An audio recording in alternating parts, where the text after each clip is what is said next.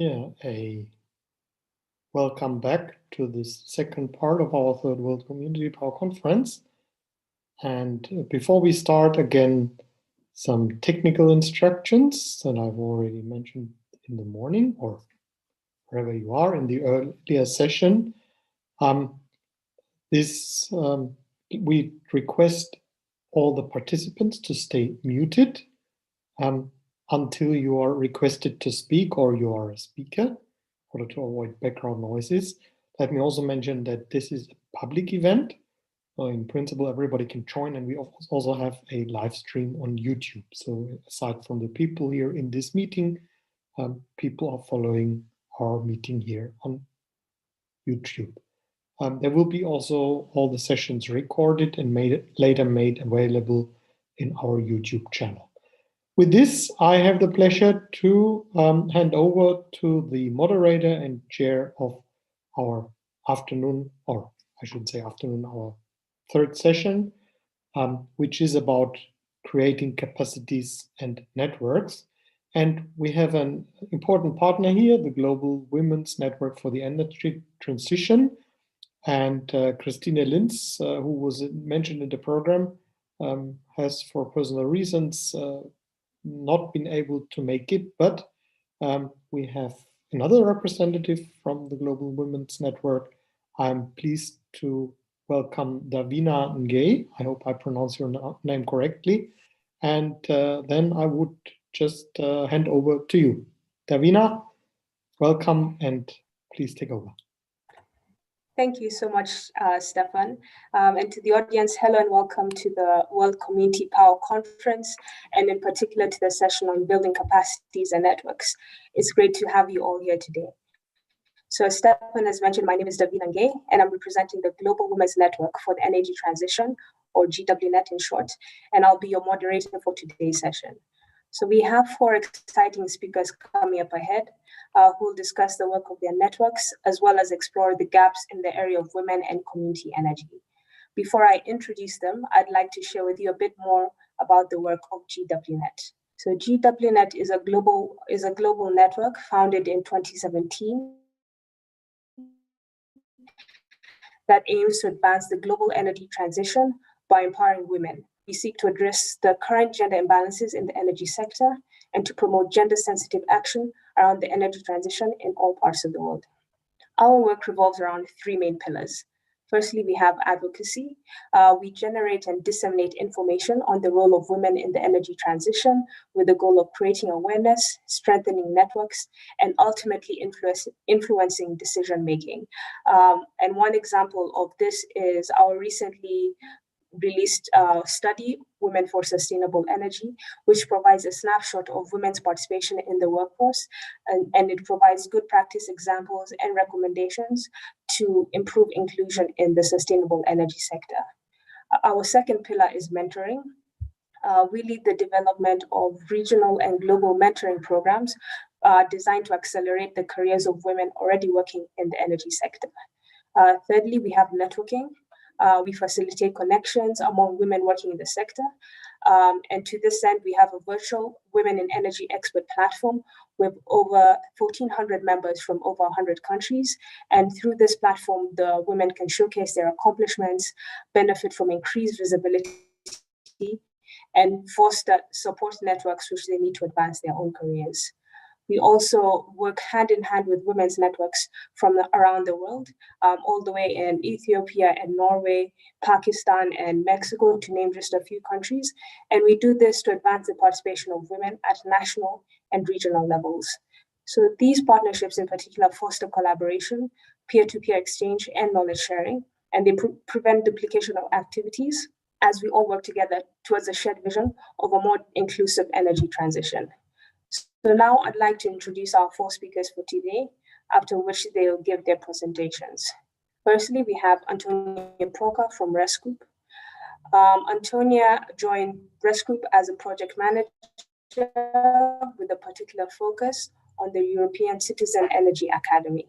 Before joining RES Group, Antonia supported the development of the Clean Energy for EU Island Secretariat, which is an initiative of the European Commission to decarbonize the EU islands with the active participation of the local communities. Secondly, we have Katharina Habers-Brunner. Katharina is a board member and team leader for sustainable energy and climate solutions at Women Engage for a Common Future, or WECF for short. So WECF's climate and energy programs include projects in Africa, Central Asia, and Europe. Her professional expertise is decentralized citizens' energy projects, local energy markets, and advocating for socially sound climate solutions at a national and international level. Thirdly, we have Timo Karl. Timo is the Officer for Community Energy at the World Wind Energy Association, and he's also a research assistant at the University of Bonn. He's also working on his PhD on the governance of the UN climate regime and the influence of governments on the negotiation processes. And last, we have Dr. Maggie Matinga from Energia. Dr. Maggie is an independent consultant who has worked on access to modern clean energy with a focus on gender and social inclusion, as well as research, policy analysis, project, and program development for improving access to clean energy in developing countries. I'd like to welcome all our speakers today and to welcome Antonia to begin the discussions today. Thank you. Welcome, Antonia. Great. Thank you very much, Davina. Thank you very much for having me here today. I'm very happy to be joining you and contributing to this very interesting and very important, necessary, I would say, discussions. Let me share the presentation I have prepared with you.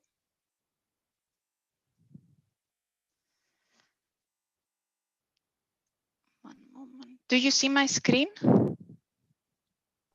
Yes, we see your screen. Okay, great. Before I start focusing on the particularities of the discussion, let me introduce briefly the organization that I'm working for. I'm working for ResCoop-EU. ResCoop is a not-for-profit association of renewable energy cooperatives in Europe. We represent about 1,500 energy cooperatives. That means that we're actually covering more than 1 million European citizens. ResCoop-EU is also a sector federation of Cooperatives Europe and member of International Cooperative Alliance. Now focusing on the particular discussions that we were having today, as I believe we know, the representation of women in the energy sector is quite low. The disparities between men and women are actually quite alarming. We can see that women in the energy field rank as the lowest in terms of percentage. This picture actually becomes even darker, if I may say, when it comes to the increase of seniority. So with rising seniority, we see that the participation of women in higher, let's say, responsibility-wise roles drops even further. There are a number of barriers that have been discussed so far regarding these kind of difficulties, these challenges for women to actively participate, and these relate to cultural and social norms. They relate to the lack of training and skills building opportunities, and also the lack of gender-sensitive programs and policies. If we look at within OECD countries, the women are underrepresented in the energy field. We see a slightly better picture when it comes to the renewable energy sector compared to oil and gas. And we also see that luckily, slowly but steadily, if I may say, we see that the picture is getting better in terms of the involvement of women in the field. A recent report from IRENA showed that the share of female full-time workforce in renewable energy covers 32%, as opposed to 22% when it comes to oil and gas. But when we zoom in a little bit on this 32% of average share, we will see that again, biggest part of this, like 45%, we're talking about administrative jobs, and below 28% of the positions are actually position STEM, like more technical, let's say, engineering, mathematics related subjects.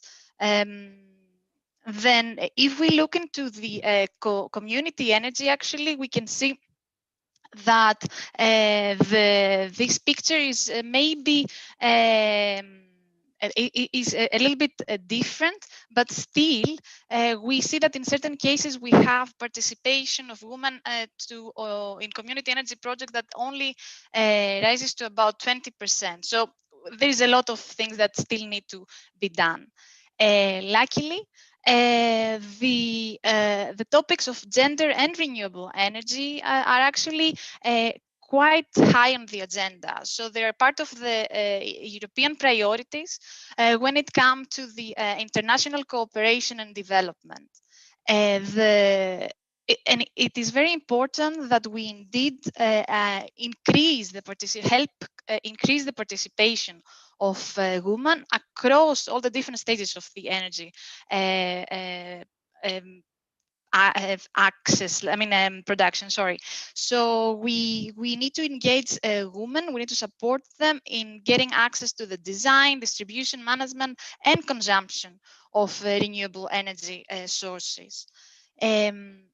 a few words regarding the citizen energy cooperatives. Later on, I will share with you some examples, some illustrative examples of women-led initiatives, but maybe one step back to just describe that the citizen energy cooperative is, in simple words, a collective, a group of citizens that collaborate together in order to develop energy transition projects. This could be focused on the production of energy and energy efficiency projects, heating and cooling, but also transportation.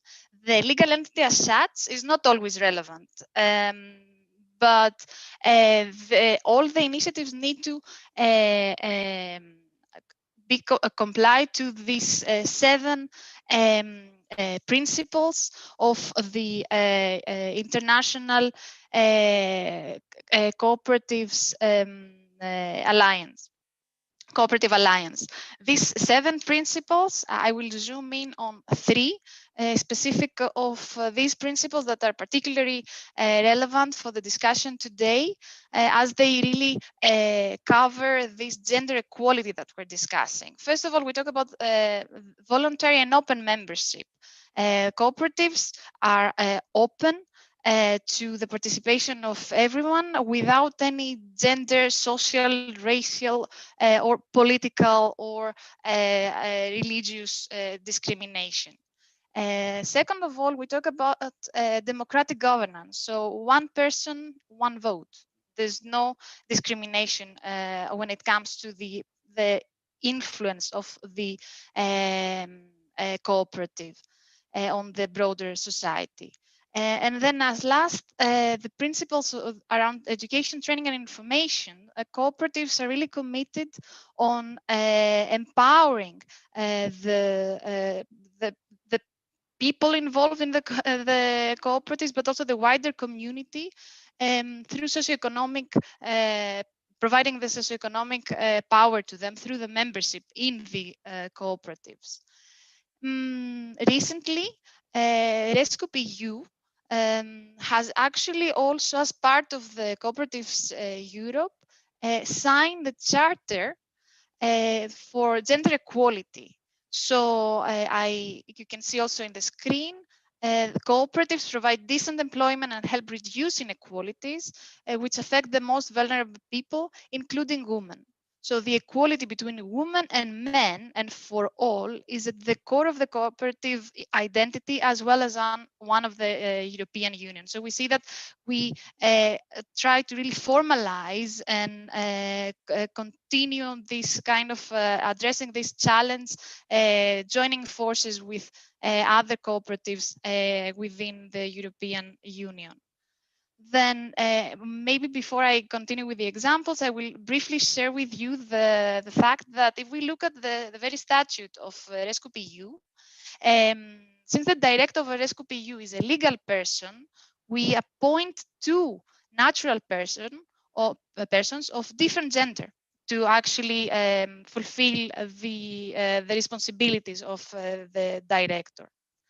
And with this, I think it's time for me to move on and share with you some particular interesting examples from women-led community energy initiatives, and share with you specific cases where we see alternative cultures, alternative structures, and practices that these initiatives actually apply. So I will start from a cooperative from the north, from the Netherlands specifically. The cooperative is located in Amsterdam, Zuiderlicht. This is a cooperative that has been focusing on developing renewable energy projects in collaboration with particular schools. We also see in some of the pictures the model that they apply the most is the model where they install solar PVs on roofs of schools, and in order to not only produce electricity but also increase the awareness of the school kids, but also the local community when it comes to the importance of renewable energy and energy saving behavior. An interesting practice that this particular cooperative also engages in is the organization of excuse me, of energy breakfasts. That means that, if I remember correctly, once every month, the cooperative organizes these meetings to invite not only the members, but also interested people from the neighborhood to join and discuss particular topics of relevance for the energy transition. In this way, they wish to empower the local community to get access and become active in the energy transition. Then my second example will focus on another initiative, this time from the south of the Netherlands. And particularly, I'm going to talk of one of the cooperatives named Delta Wind, that is led by a woman, Monique Sweb, we see also in the picture. This is one of the cooperatives whose one of the key projects is the Windpark Kramer. We talk about the wind cooperative, but this does not mean that the cooperative only focuses on wind production. Renewable energy production through wind, but has a variety of different projects. I'm focusing on this particular one because this is a case where the cooperative, together with another cooperative in the region, Zio Wind, if I pronounce it correctly, they joined forces and they developed the Windpark Kramer, which is one of the biggest citizen-owned wind projects in the Netherlands.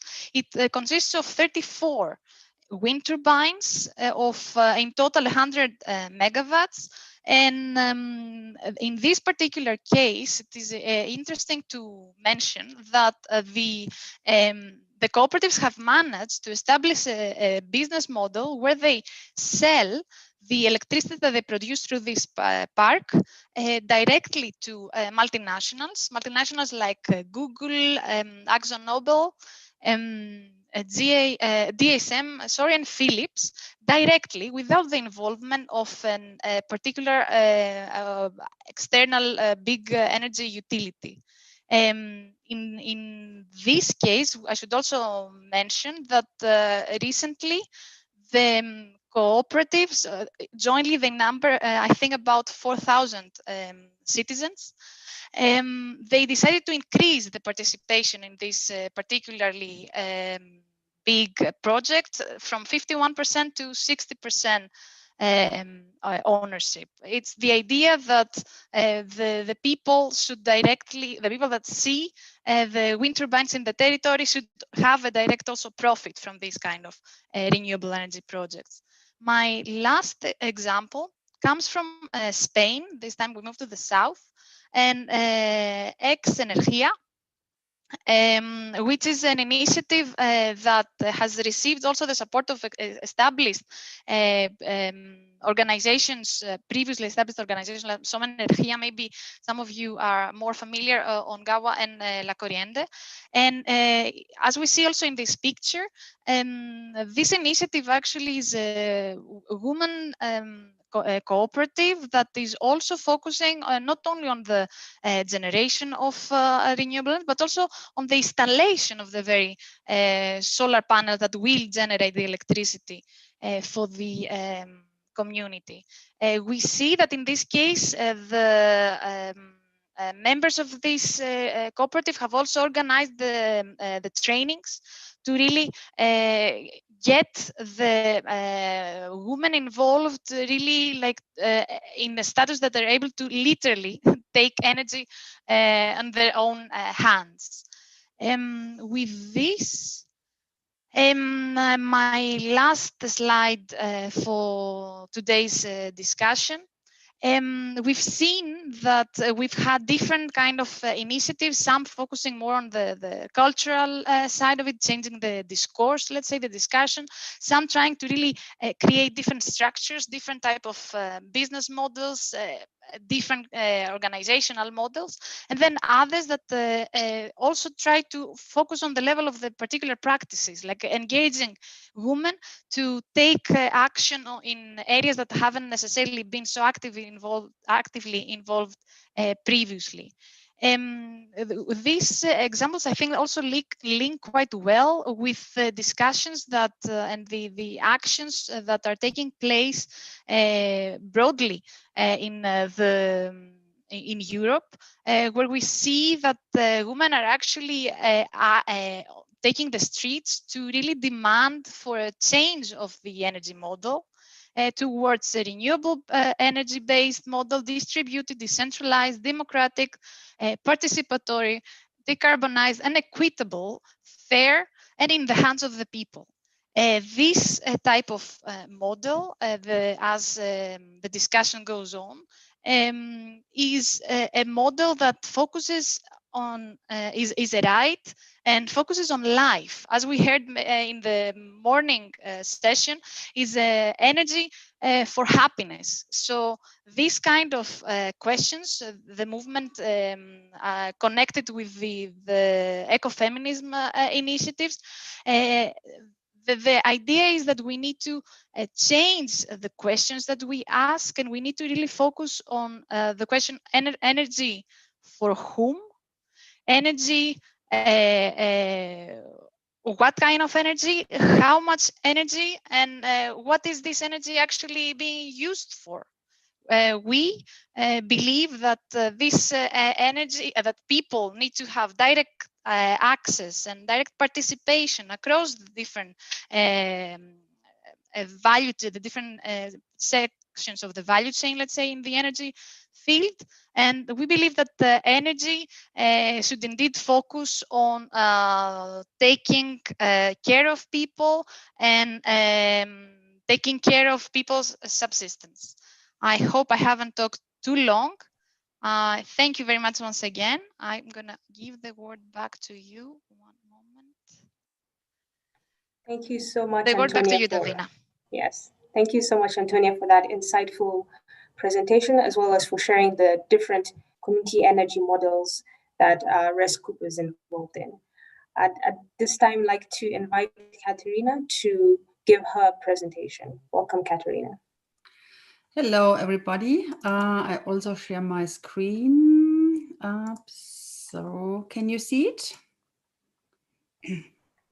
Yes, we can see your screen. Okay. Yes, thank you for the invitation, and thank you for having me here for this interesting conferences. And as thank you, Antonia, for this great information. So it's a perfect link, and I can continue because yes, my topic is promoting gender just energy communities. So in Germany and also cross border. And so that's a concept what Antonia explained. So energy communities where people come together on the ground in the remote areas, and they join a community. They produce, they plan, they consume energy power plants. They develop mini grids, for example, and that can be the base for a new energy world, for a decentralized, democratic, renewable energy world where all people have a say and are not only consumers of energy. And that's a concept where we as WECF are working on a lot. So we are an international NGO organization working in the fields of energy, climate justice, water and sanitation, and also health and chemicals.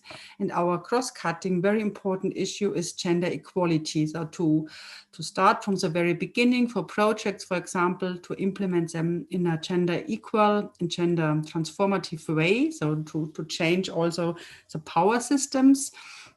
And also to do to strive for a gender just energy and climate policy.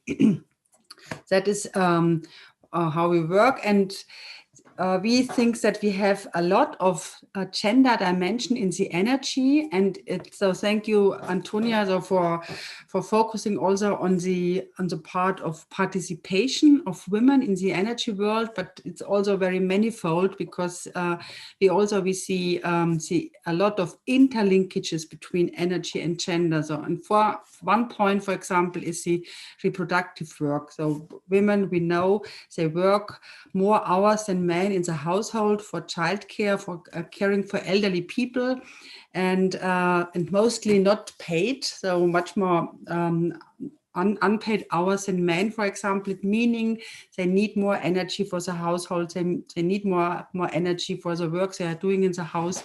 But we also know that they don't take the decision for the devices mostly, or for the more investive devices in the household. So here we have one important energy dimension. The second is the productive work. So the workforce great explained by Antonia. So we have not an equal representation of women in the workforce, meaning that there can be different working conditions, there can be different perspectives. So it's about 25% in the part of renewable energy of women overall in the part of renewable energy. So, and renewable energy is a great perspective for the future. So it can also mean that women take less part in the perspective of the renewable energy sector. And also, for example, of the equal pay, we also see the gender pay gap in the energy sector following here with the pension pay gap. So it's a very important dimension. The third one is decision-making, control. So that's policy. It's in the utility company, in the research, at the climate conferences, at the energy politicians. So there is less access of women for this level. In Germany, for example, we had the Coal Commission, a group talking about how and when will Germany phase out of the coal power plants, and it was mostly represented by men. It's also the age was not perfect, older than 50 years. So maybe that's a question if they represent the whole society to decide a very important energy plan and strategy of Germany, for example. Here it's very important to have gender equality. Another point is public services infrastructure. Do we all have the same access to energy? A very good example is, for example, in the mobility, a lot of money, at least in Germany and a lot of countries, is dedicated to build streets. We all know that women use more the public transport. So men have more profit out of that. The second part is the public transport designed in a way that women, for example, bringing kids to school, to kindergarten, caring for elderly people for short trips, do we have a good ticket system? And we all also see that the public transport and the design of that is not overall gender just. We have the dimension of body and health, so comfort sensitivity. So we have a different well-being feeling of room temperatures, for example, and one dimension is androcentrism, so that we are overall in a male-dominated world, and we see it also in the energy and climate policy, and it's more or less a norm. And when we are talking about gender justice, so we have to justify why do we need it, and that's really a very crucial point that we need. Yes. It's not a deviation to talk about gender justice, so it should be the normal situation. So here, a lot of interlinkages and reasons of the gender dimensions. Why do we need a gender just energy policy? Why should we plan all the energy activities in a gender just way?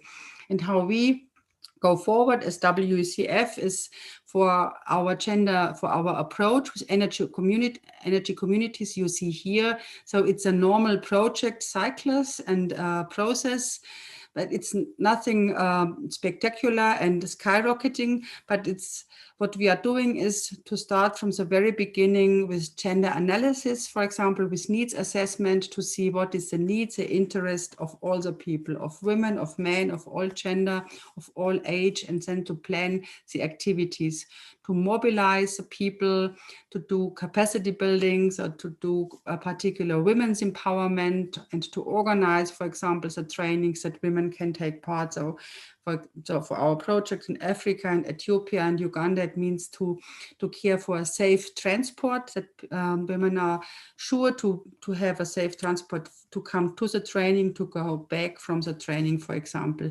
This is a very crucial point. And so we are going along the whole project cycle and working with local partners, empowering the local partners, also with gender expertise. That's our very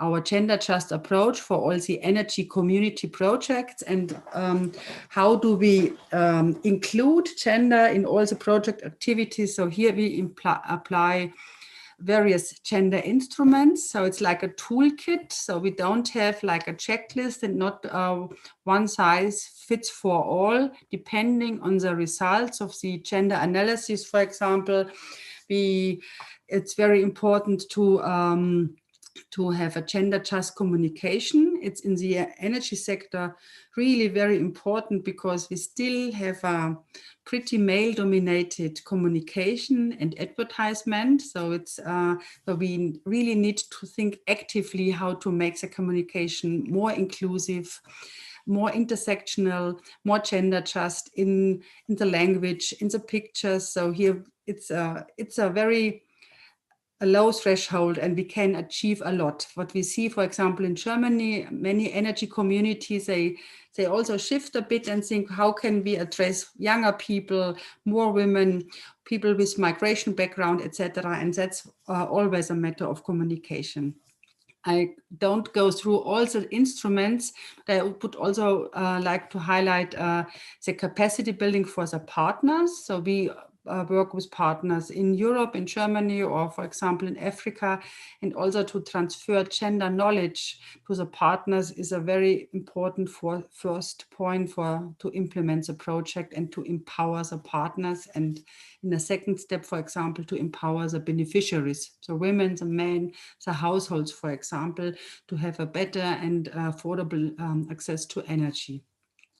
So that's here our toolkit. And I also have two examples what we did, for example, in Georgia, in the Caucasus, where we developed with our local partners gender just energy cooperatives. And the business model of the energy cooperatives is producing, selling, installing, and providing service and maintenance of solar water heaters.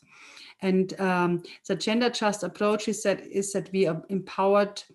So we did needs assessment, who needs which energy, who has which interests, what can people afford? Can women afford to install or to invest in a solar water heater with a price of 500 euro, for example? And so here we saw that they can't afford, and it's more difficult for women, because they do not get loans from a bank, and if yes, they have to pay more interest, a higher interest rate. And so we developed with a local partner a gender just funding model with banks, and to that women have really also access to funding possibility to invest in the solar water heaters. In the solar water heaters, they allow them to use it for warm water in the household and replace firewood. So they have a better indoor air, and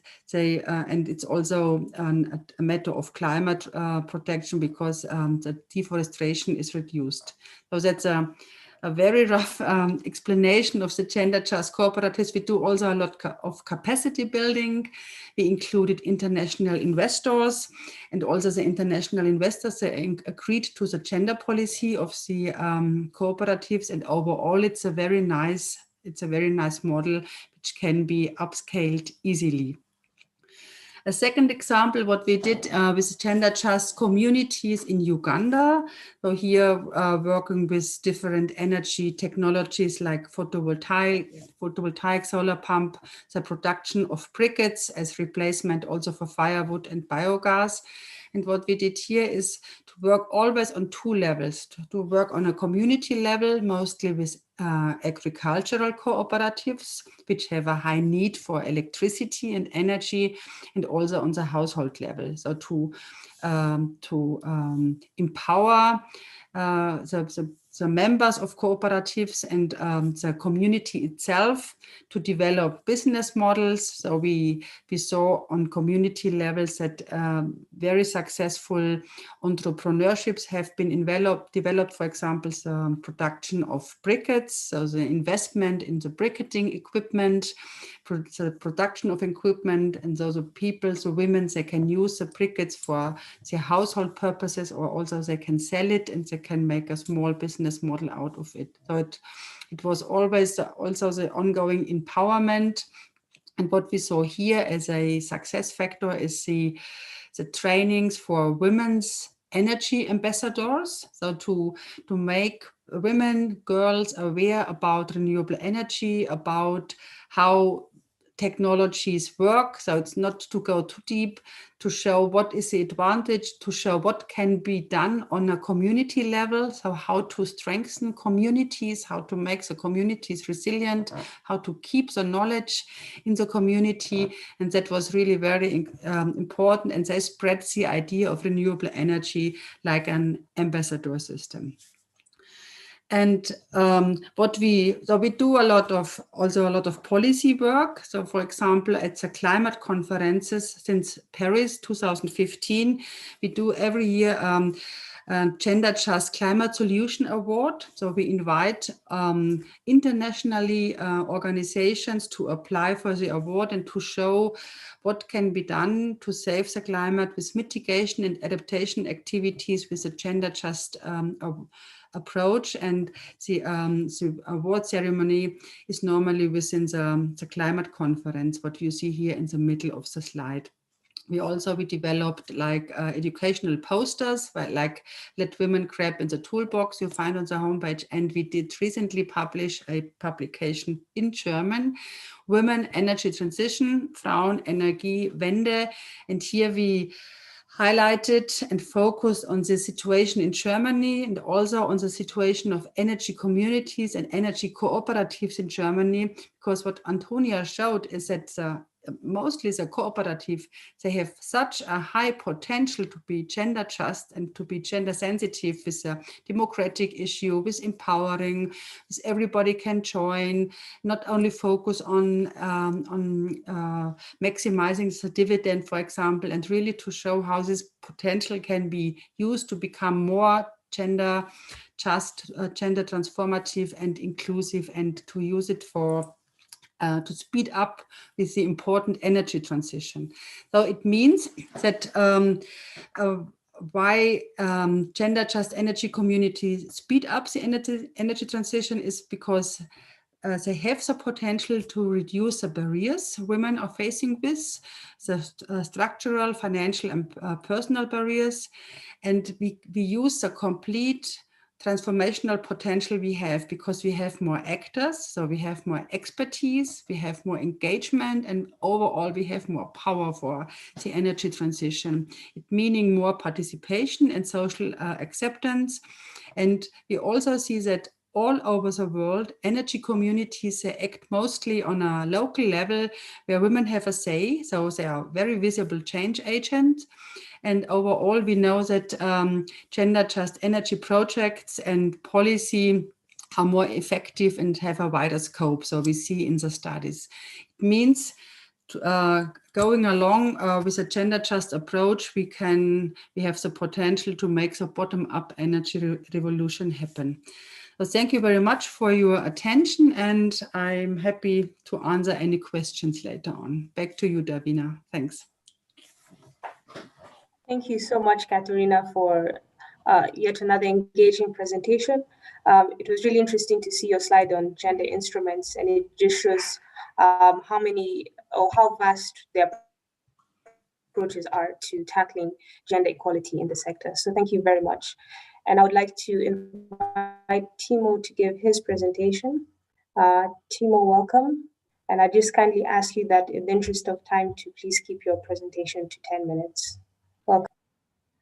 Yes, good day to everybody. Thank you very much. I will share my screen with you, and yeah, I will try my best to keep in time.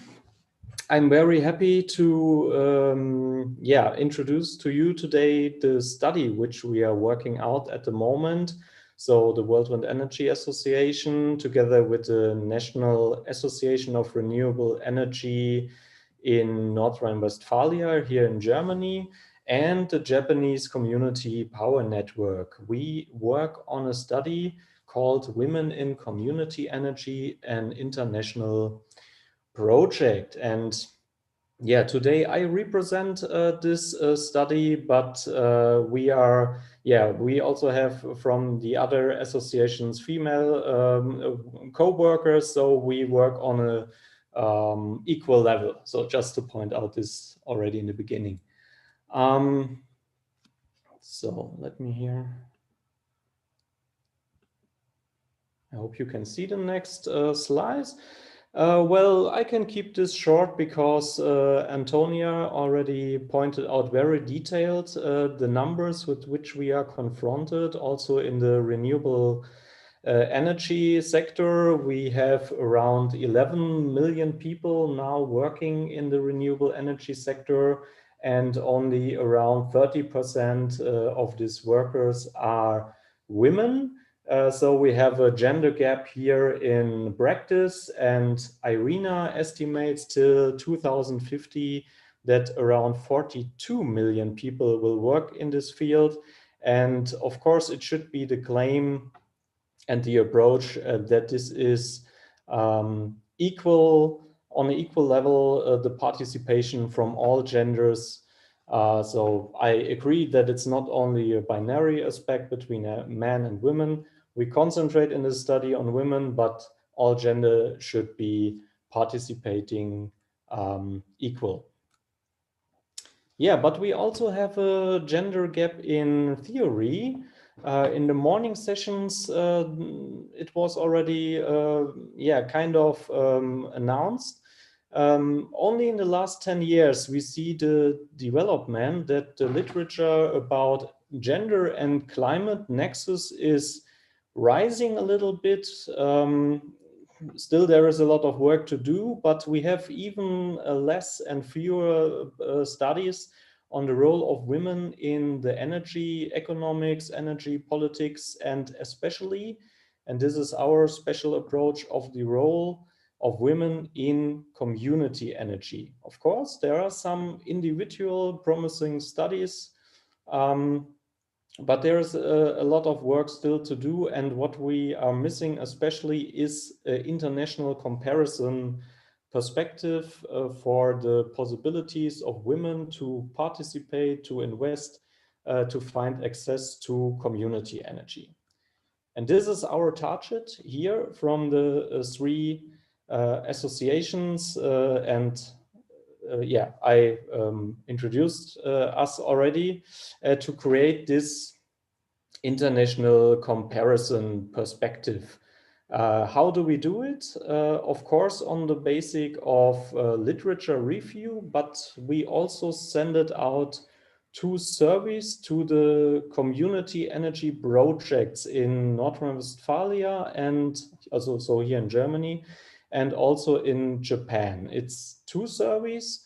One is dedicated to the boards of the community energy projects, and one is dedicated to the shareholders of the community energy projects, with our target to find out more about the motivation of people who invest time and money in such volunteering projects, but also about the access structures. How are community energy projects anchored in their communities? How do they interact with the community?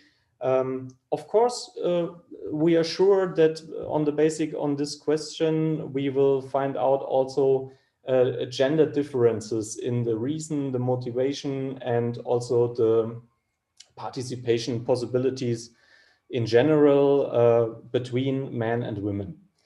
So yeah, we want to create an international comparison perspective. We will do this for sure in Germany and Japan. And let me also point out that we would be very happy if somebody is here who says or who can imagine also to distribute a service or to cooperate with us in a structural way, in any way.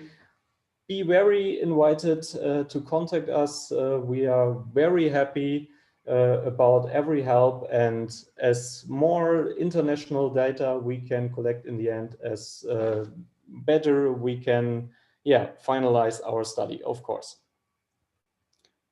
So if you're interested in more details of this project, upcoming events, our advisory board with great experts which we won, and many things more, please check out this link. So yeah, another reason, another motivation for our project is that we believe that this is a central question also for democracy, for future democracy. As we can see in studies that the institutional form of participation is declining, means things like joining a party organization. This is also shown here for two of the most important German parties, that this membership development is declining. But studies show also that other forms of participation, of forms of democracy, are increasing, like citizen-initiated and policy-oriented forms. And if it is like this, then it's an important question if this is also increasing in a gender-balanced way. So I will skip this because I think we heard already from Katharina, also from Antonia, about this, about the numbers. The participation from women is limited because they are not as equal to men engaged in relevant working fields, which are directly connected to energy projects. They are also limited through private structures. So studies show clearly that women in industrialized democracies still spend by far more time on housework. This is also the case when both partners work full-time. Also, marriage and parenthood have a stronger negative effect among women than on men. And from what I can say till now from the literature analysis is that this is only one structural big problem, the gender nexus in the energy field. The other one is connected directly to the community energy projects, because normally localized and community-based projects should be the best entry structures for people who want to do volunteering work, invest time and money in something worthwhile. But we should ask here, are community energy projects at all open for participation? And in a webinar in which I participated lately, it was shown that if you ask the German community energy representatives about a self-assessment, it's what you get.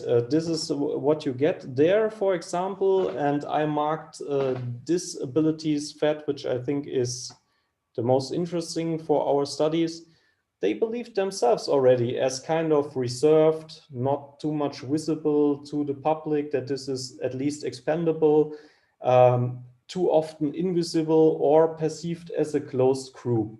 This means that we also have to find out in our study, why are community energy projects like this? How can they improve structural to be more open for participation for all people?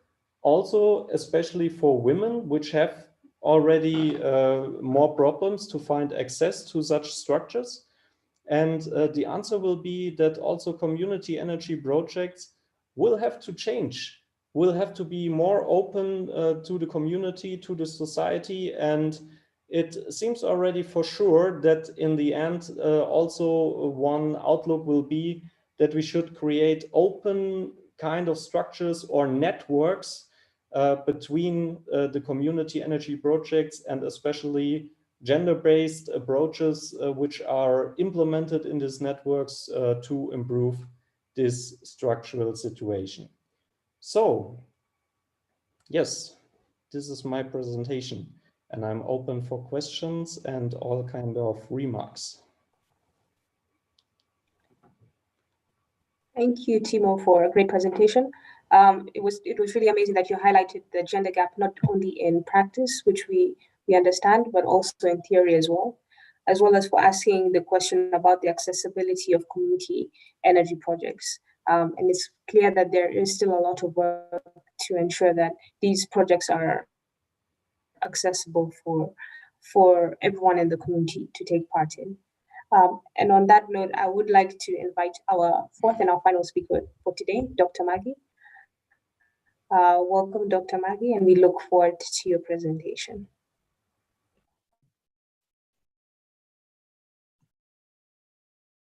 Hello.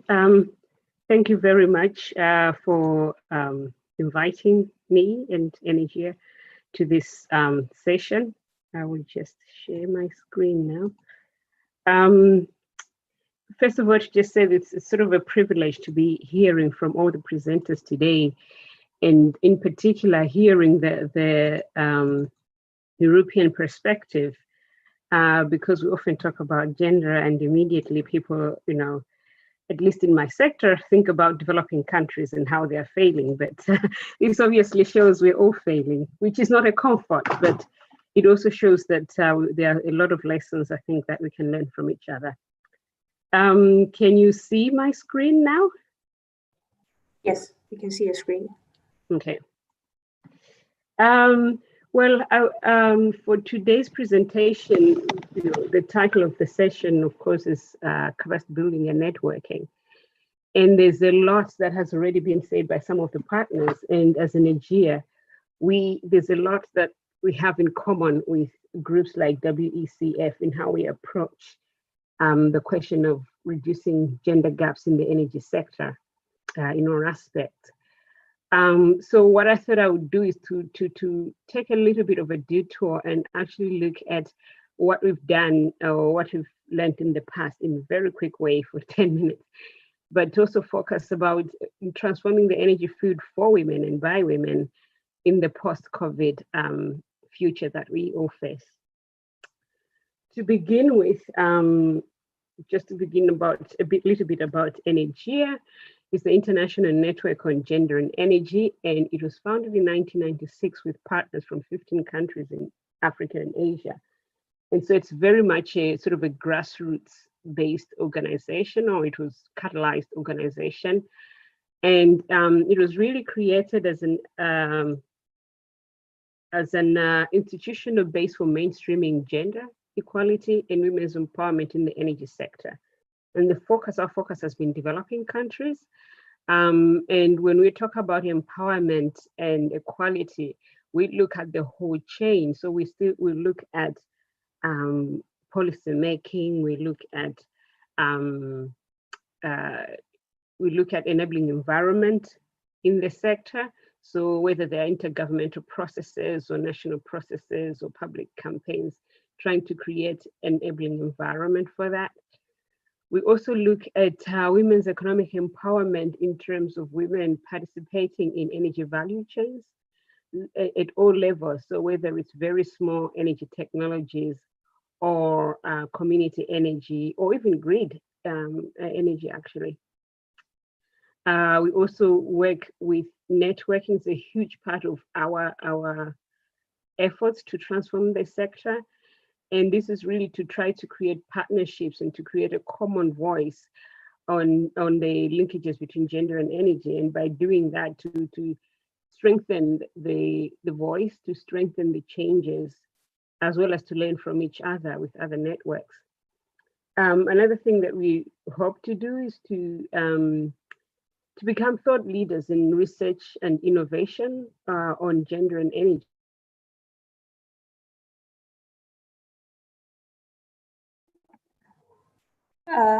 You've muted your microphone. By the host. Yeah, great. Yeah, so we would like to be thought leaders, and by that we mean to lead the research and innovation in how do we reduce gender gaps right across the energy sector. And we do that by gathering evidence on what's going on gender and energy globally. So in terms of COVID, just jumping a little bit to the whole issue of COVID, one of the things is it's become a concern to Energia particularly, is that we are seeing a lot of impact or distinctive impact that COVID is having on energy and gender. So we have worked, as I've said, since 1996, and we've made great strides in including women. We've seen women increasingly participate in value chains and in policy making. And suddenly COVID comes, and we're already beginning to see some sort of loss in the gains that we have made. Just talking about, for example, in the value chains, we have noted some increases in prices of products that, some of which are key to women's access to energy. So for example, solar lanterns, which are very popular at the moment in areas like Africa and Asia, in remote areas, but also in some cases, just the need to strategize around how you can access it. So of course, with the flights closed and most of these technologies being imported into African countries or some of the Asian countries, there's been a limitations in how to access technology, leading to price increases or having to travel further. And of course, that limits women more because they have, less access to technology, have more mobility issues and lower incomes to strategize around that. Talking to some of our suppliers or people that are involved in the supply chain, one of the efforts in reducing the COVID pandemic, of course, has been to limit gatherings.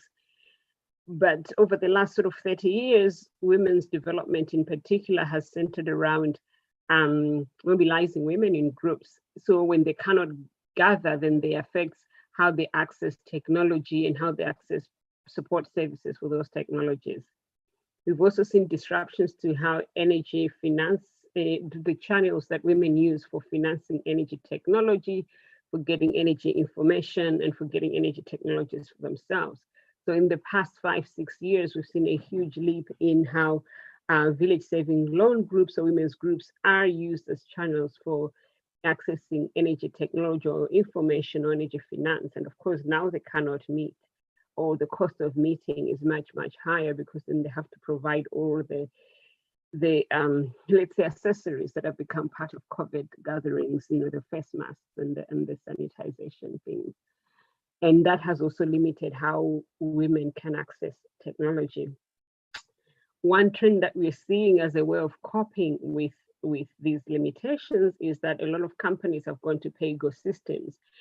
And these pay-go systems have been beneficial for women, and this has been reported extensively, but it must also be mentioned that women are not the same. Earlier on in the morning, somebody quoted Crenshaw, which is the intersectionality in gender, and that's the same. Not all women actually access pay-go. There are a lot of women who don't have access to e-mobile services. They might not have smartphones, or they might not trust pay-go systems, and they would prefer face-to-face interactions. And so it's sort of this almost universal shift to pay-go is actually a disadvantage to largely the most excluded women, actually. One positive from, that has emerged, I guess, is that we've seen that where community power or community energy is a way of providing access, it's been a little bit less affected because there's a little bit less need for travel. There's a little bit less need, they have structures put in place, so they're not as disrupted as by the disruption of flights as much as, say, portable solutions. However, community power, at least in Africa and also to a large extent in Asia, has not, to a large extent, has not meaningfully involved women. So when you look at community power or mini grids, for example, very few of them have women in key positions or taking key decisions on them. So although those seem a little bit more resilient, that resilience is not really benefiting women as much. There's COVID support coming in, for example, new loan facilities, new financing schemes, but these are largely gender blind. So again, the recovery from COVID is not taking into consideration women's needs or women's barriers to accessing such support. Of course, women's care burdens are increasing. Again, people have talked about care burdens and unpaid work, and that with especially in resource poor communities, like say where I come from in Malawi, it means more we need to collect, water. If you really want to get very preventative, then you need to sterilize, say, beddings of people that might have COVID and things like that, or you need more trips to the healthcare centers. And that has just increased the burden of women, but that support that energy can provide to alleviate those burdens is not available. There's also increased need for appliances, powered appliances, which of course community power could play a huge role in. And even before COVID, we have research that shows that women are disproportionately burdened from indoor air pollution from cooking with traditional fuels like firewood on open fires. And if your respiratory system is compromised, then there's a high likelihood that the impact of COVID on the health of women might be quite disastrous in developing countries. And with respect, of course, to COVID, and Energy is already doing some work on that. And some of the trends that we're seeing is that there's a decline in incomes for women energy entrepreneurs, and just difficulties in accessing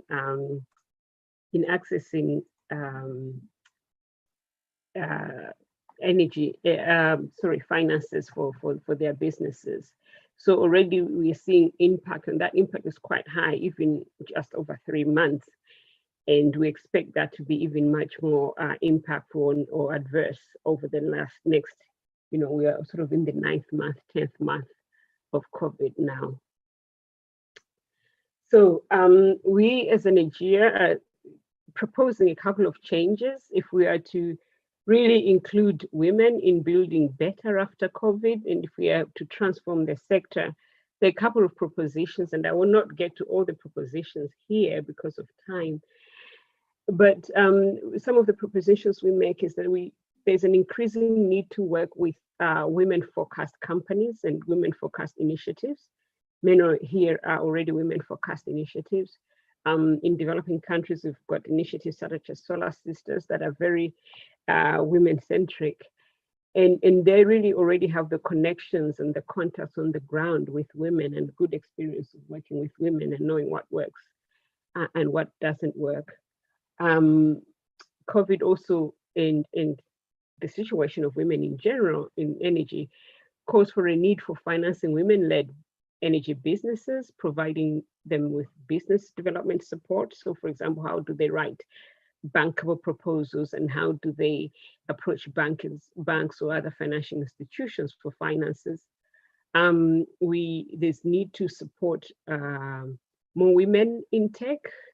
This is women working on community power projects or any other energy projects, from operations to maintenance to management of their systems, but also providing more distinctive and more targeted support for energy access for women, and making sure that that energy access does help mitigate the energy burdens or the new burdens that women are facing.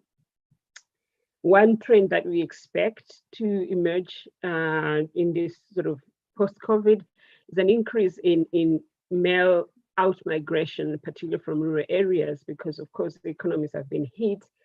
Men are traditionally seen as the bread earners, and they have an easier time sort of migrating.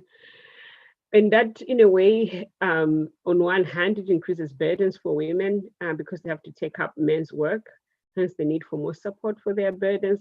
But at the same time, it showcases women as a resilient channel for energy access.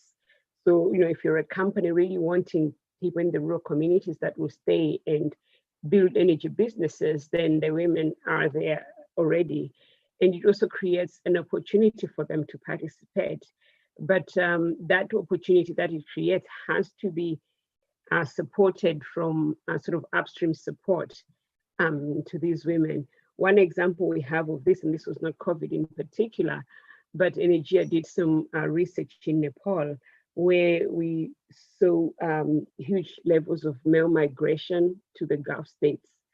And in rural Nepal, women staying behind a lot. And that created, in some cases, spaces for women to take on businesses that were traditionally male-dominated businesses. So that did create that opportunity for women. But such opportunities need to be supported externally or from upstream policies and actions. Productive uses of energy is often cited as an example for helping people in developing countries, both men and women, in terms of development goals in general. But what we've observed, again, from our research with Energia in many countries, in Nepal, in Kenya, and in other places, is that most of this productive use of energy tends to benefit men because people tend to power things like irrigation, which are male-dominated, or carpentry, which is male-dominated. So what we also need is to start focusing on women's businesses, what women are already doing, and supporting those, and then also supporting women entering male-dominated businesses. The responses, of course, have to be varied because, like I said, women are not the same and they face a range of burdens. So it has to start from, lighting and cooking or processing, providing community power that goes beyond a few watts per household to really enable a step change or transformative change in these women's lives. But also amplifying women's voices at all levels. So we're talking about women in the villages. What do they really want, as opposed to what we feed them as what they want? Supporting women that are in policy making, supporting female students in universities and technical colleges, and understanding what challenges they face and how they can be supported in their studies, but also post-studies in entering the employment space, which is typically blind to women's, particularly young women's needs, but also disabled women and disabled youth. Thank you very much. I hope I did not extend beyond my time, but I would like to welcome you all to visit Energia's website and look at some of our research that we are working on. Thank you very much. Thank you so much, Dr. Maggie. And it's been great seeing right from the beginning, talking about gender gaps and moving all the way to seeing how we can begin to build back better. So thank you so much for highlighting how COVID has hit women as one of the most vulnerable groups, as well as how we can do better moving forward to ensure that women are supported during this crisis. And I think in the interest of time, I would like to invite the 4 speakers for today to give a 30-second wrap-up around the question of how do you think your networks can be strengthened moving forward. So just a 30-second way to wrap up the session as we come to the end. How do you think your networks can be strengthened? And perhaps Antonia, you can start.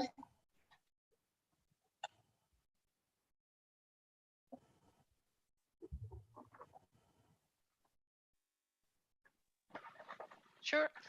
Sorry, hope I didn't use all the time. So yeah, I think that an important way for us to really strengthen the work that we do is to really continue building the networks. We as RESCOPE are a member, are an umbrella organization which is member of other networks like the one that I mentioned in my presentation earlier. And I would be very happy to continue the exchange with the people that we also heard presenting today. I would be very happy to exchange on the different perspectives on the topic. I personally have learned a lot through my participation in today's conference, and I hope that we can support each other by indeed exchanging knowledge and yeah, trying to share moments to really develop new skills that are necessary to tackle this challenge. Thank you, Antonia. Katerina? Yeah, well, I agree with Antonia, and I guess it's very important to have conferences like today to do studies, what is presented by Timo and overall.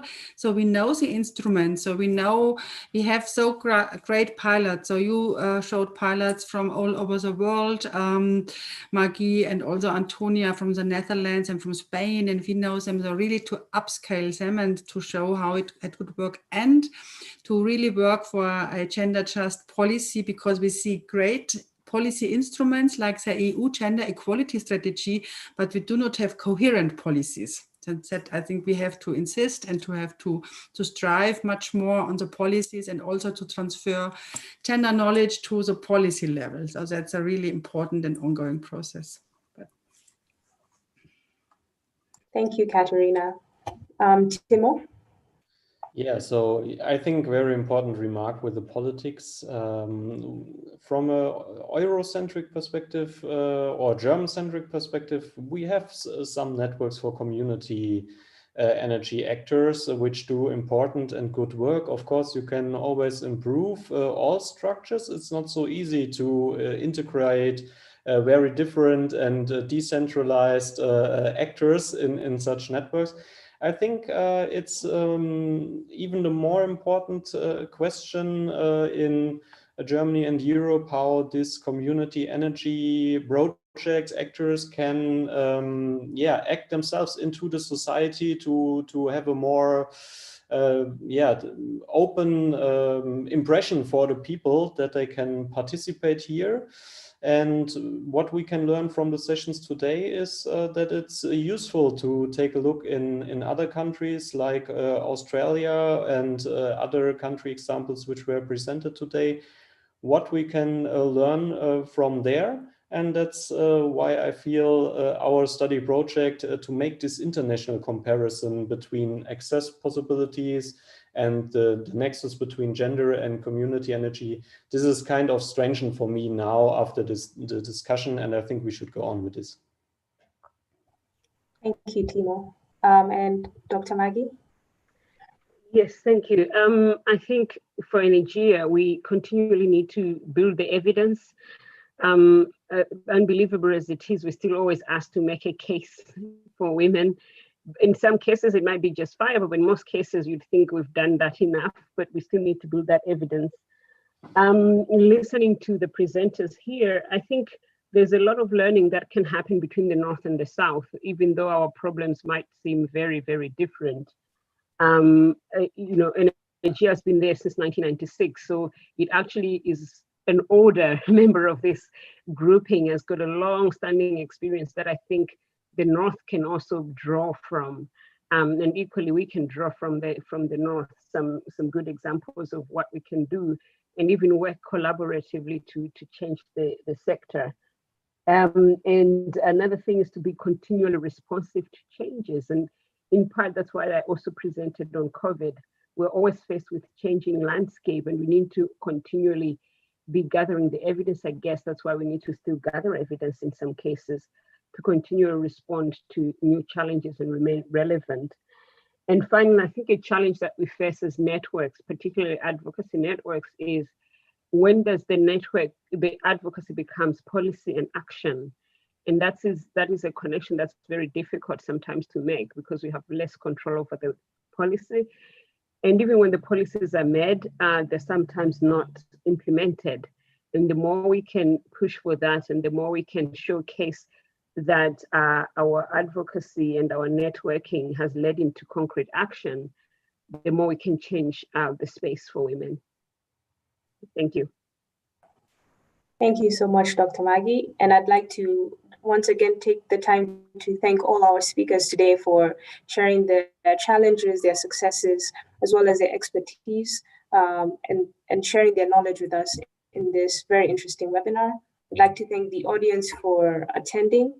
And I would like to thank our host for today, the World Wind Energy Association, for having us today. And at this time, I'd like to hand over to Ibrahim, who will direct us to the next session. Thank you. Thanks so much to all of you.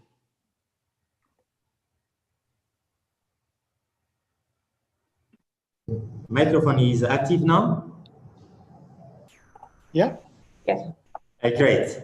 Thank you very much to Vivia for taking us for this excellent conference dedicated to our dear women who are so active and made contribute to also to bring renewable energy to where we are today. And for us at Mali Folk Center, we are very honored and to really be co-host of this great event that Stefan and his team work hard to put in place. And also to really welcome, we hear a lot of wonderful speakers and since the beginning, but we are now continue. I have a great honor to introduce few speakers. Yet they are all online. So I will give their name first, so you will be hear how we are going to continue this wonderful work with these wonderful peoples, experienced peoples. I will be honored to, I will ask Molly Walsh to prepare. Molly Walsh is a friend of ours, and then I will introduce when I will bring them to make a short presentation. Then after I will also call, after Molly Walsh, I will call Kathleen Schneider from Ideal, Brazil. We are going to Latin America. And then after I will introduce Andrea Kraj from Canada, in America. Then I will come back here to Africa to introduce you also very strong ladies, like also in Latin America and in Europe. I will introduce you Pam Onyanyo from Sky Energy, Kenya. And then I will have also great pleasure to introduce you Johanna Togola, who I know very well. I will tell you later why. And then we'll have a kind of video presentations. Yeah, so I guess Miss Molly Walsh is ready. She's Excuse me, Ibrahim. I think you missed the first. We should not. That is Shota, but in the program there's some small change.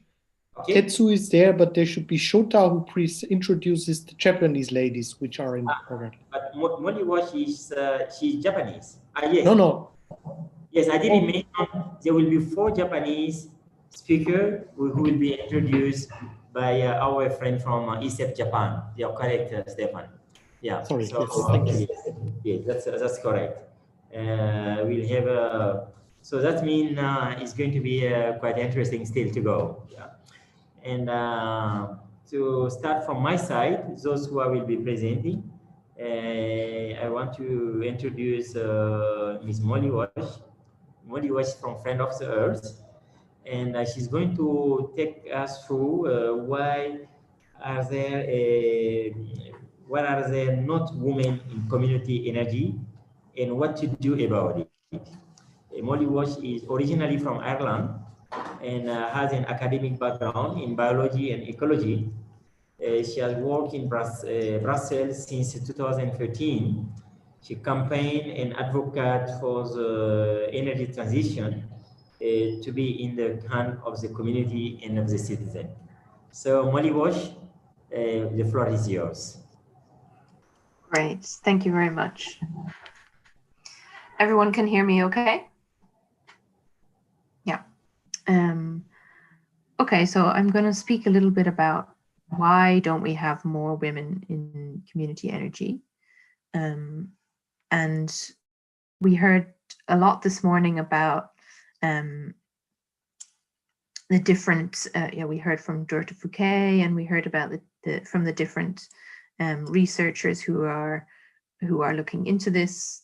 And I think in the areas of civil society or research, already the gender balance is much better. But in my work, I work a lot with the projects themselves. So the community level initiatives from our side, particularly in Europe, who have set up a project. So who own a wind farm collectively, or doing energy efficiency projects.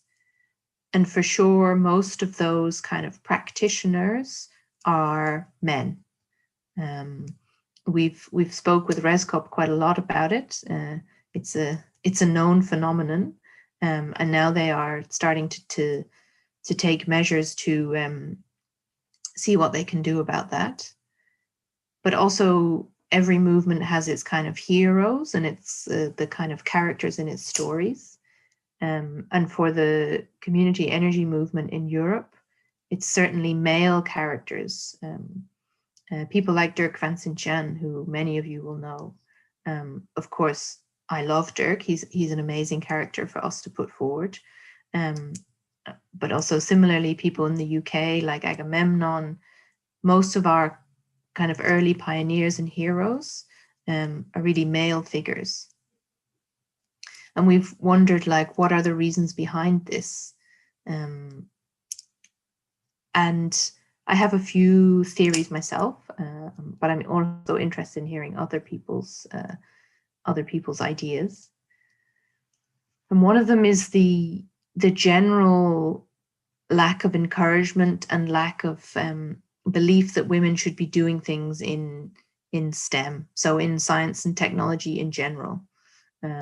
There were a few people speaking already from the engineering background, but yeah, Dorte read us the figures about what the ratios are between men and women in these areas. And I want to tell a small anecdote which highlights for me one of the reasons why women don't feel empowered or confident in the area of energy.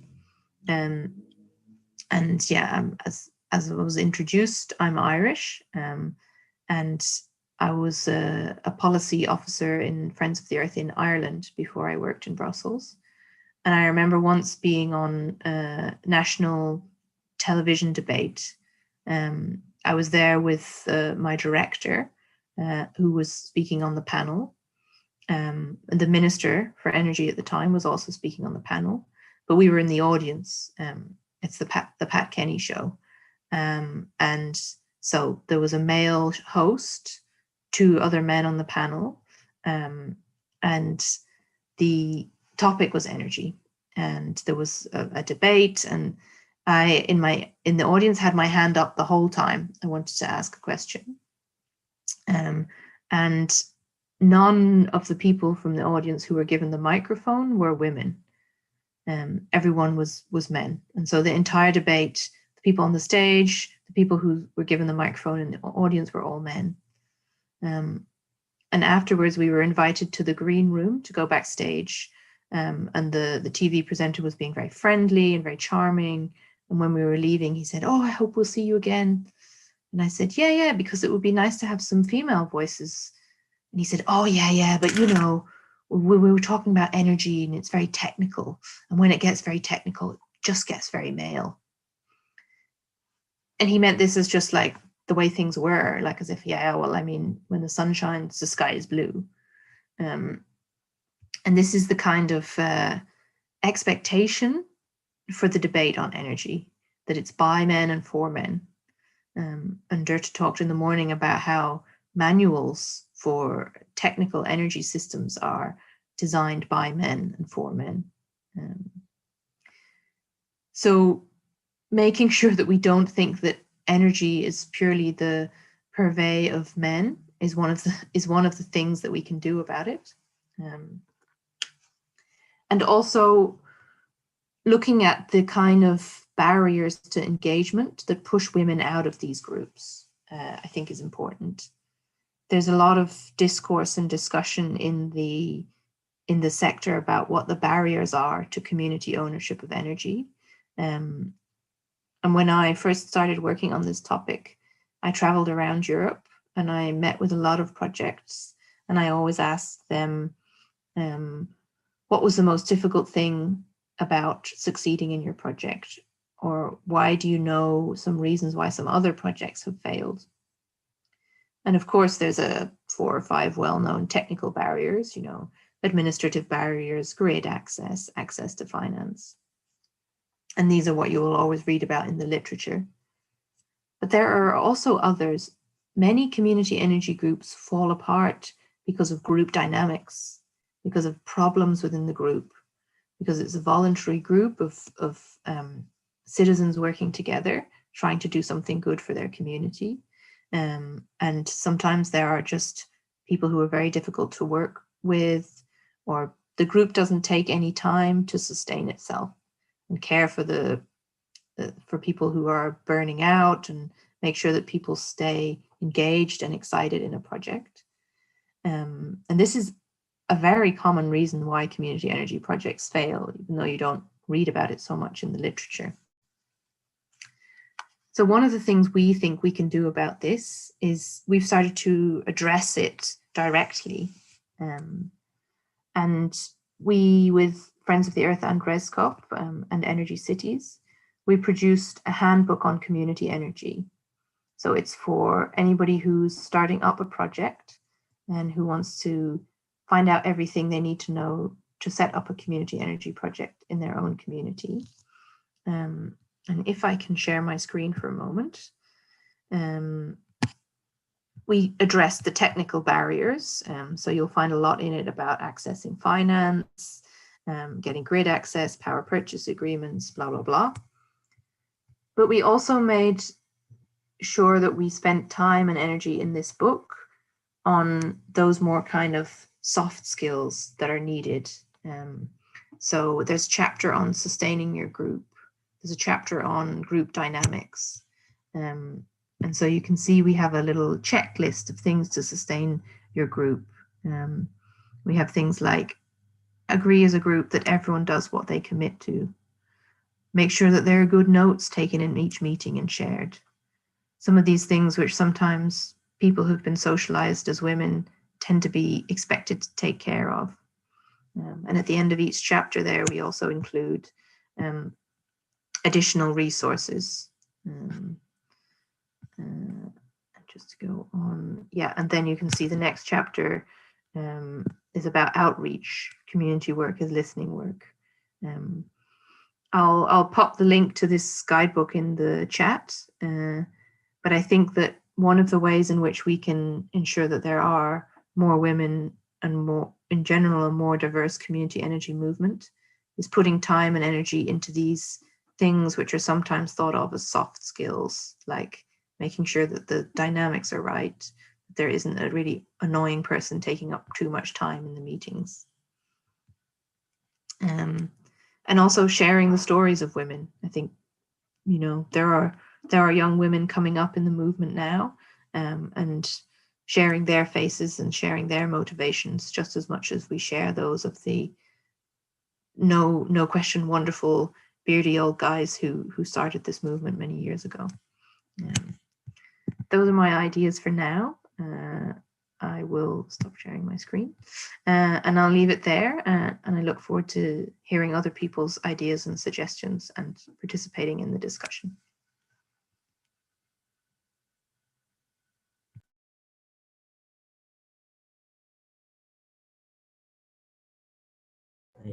Okay, thank you very much, Molly, for these great introductions and presentations. Thank you. Now, ladies and gentlemen, we are going to go to other side in Japan to give the floor to our Japanese friend who is also co-host of this event from ECEPT. Mr. Shota is going to have introductions of our Japanese women active on community powers.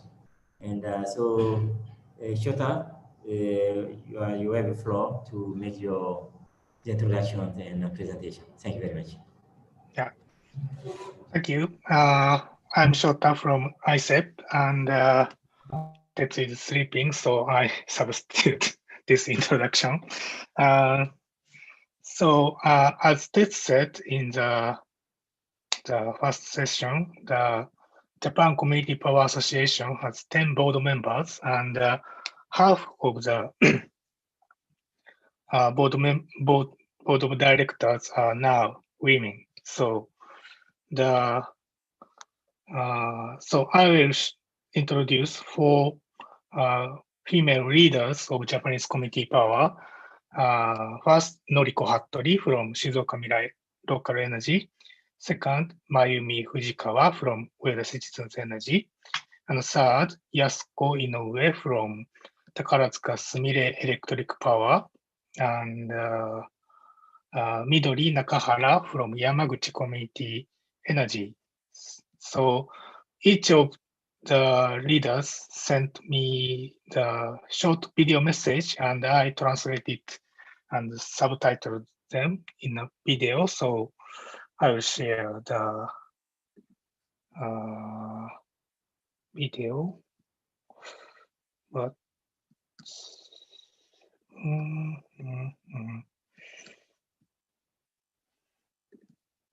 it's not working. Just a moment.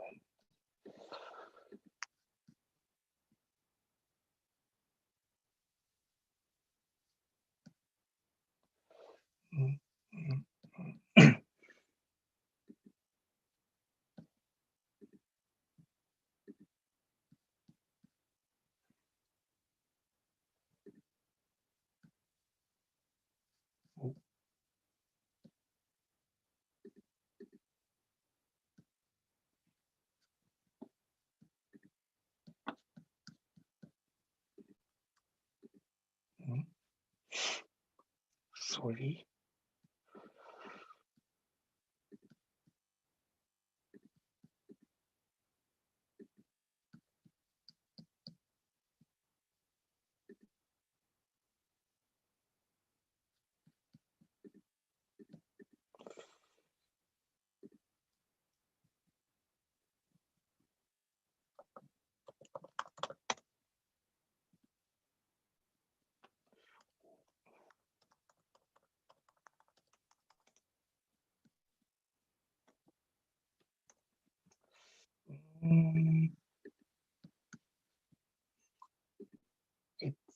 Let's see, not working.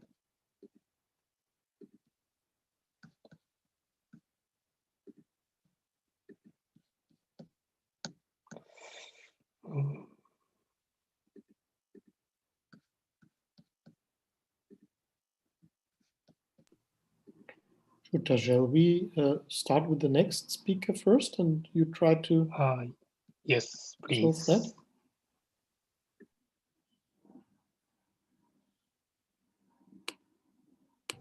Okay, so if it's okay for Shota, so as Stefan suggested, we will go to the next speaker. So while Shota will fix this video, because after the next speaker, we'll come back to our friend from ECEP Japan. Our next speaker is Kathleen Schneider from Ideal Brazil.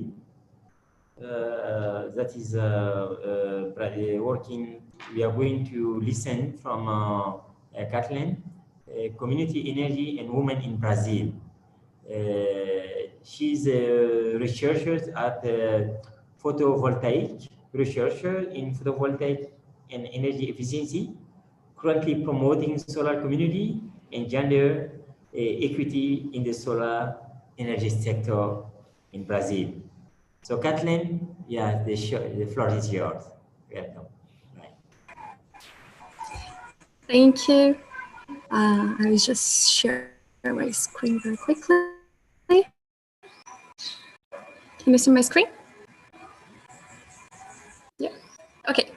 So good morning, good afternoon, good evening from wherever you are. I'm speaking from Brazil, and I'm going to share with you a little bit more about my experience with renewable energy cooperatives here in the country, and a bit as well from gender perspective from the solar sector. So, as presented already, just to give a quick background from where I speak from, I come from a very technical background. So I'm an engineer, a civil engineer. I graduated here in Brazil at the Universidade Federal of Santa Catarina. Currently, I'm acting in an NGO which promotes renewable energy and here in Brazil and Latin America. And I did my master's research in solar laboratory in Photovoltaica UFSC. And my main topic of study in my master's was about renewable energy cooperatives into the distribution generation context, which I'm going to talk a bit more. And I'm also co-founder of the Brazilian Women's Network in Solar Energy. I'm also explaining a little bit more later on. And I had a great opportunity to be one of the mentees of the latest mentorship program from the Global Women's Network for Energy Transition, GWNet. So I come from this technical background. I'm a woman working at this team area, and also talking from the academic field, mainly regarding solar sector, and the power communities here in Brazil focus more on the cooperatives movement.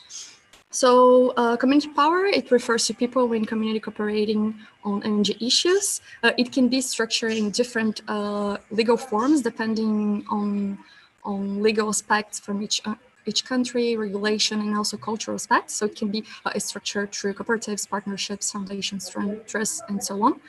As I mentioned, I'm gonna focus more into the cooperatives context. So just to make sure we're all on the same page, what is a cooperative by definition? A cooperative is an association, It's an autonomous association of persons united voluntarily to meet their common economic, social, and cultural needs and aspirations through jointly owned and democratically controlled enterprises. So a cooperative is run by and for their members, and it's each member has one vote. So it's a very democratic space for decision making. So here in Brazil, cooperatives are organized by the Brazilian Cooperatives Organization, DOCB, and they raised some numbers in 2018 that we have nearly 7,000 cooperatives operating in the country. A total members of nearly as well 15 million people engaged in cooperatives here in the country. And also cooperatives, they are employing around 425,000 people working in cooperatives here as well. So DOCB, they organize the cooperatives in different sectors to better organize it. So we have cooperatives into the agriculture sector, consumption, credit, and so on. And the energy cooperatives, they are here organized in the infrastructure sector. And we have done different types of organizing energy cooperatives. They can be into conventional generation, which they generate energy, and rural electrification. They are responsible for distributing energy, and they are really, really important by the 70s and the 80s, principally, mainly because they took energy to rural spaces, rural areas where other concessionaires they didn't have interested to take energy to. So they have a really important role by that time, and they still have. And also we have the distributed generation model cooperatives. This one is the ones that I'm talking more about. These are the ones that were the research topic that I had in my master thesis.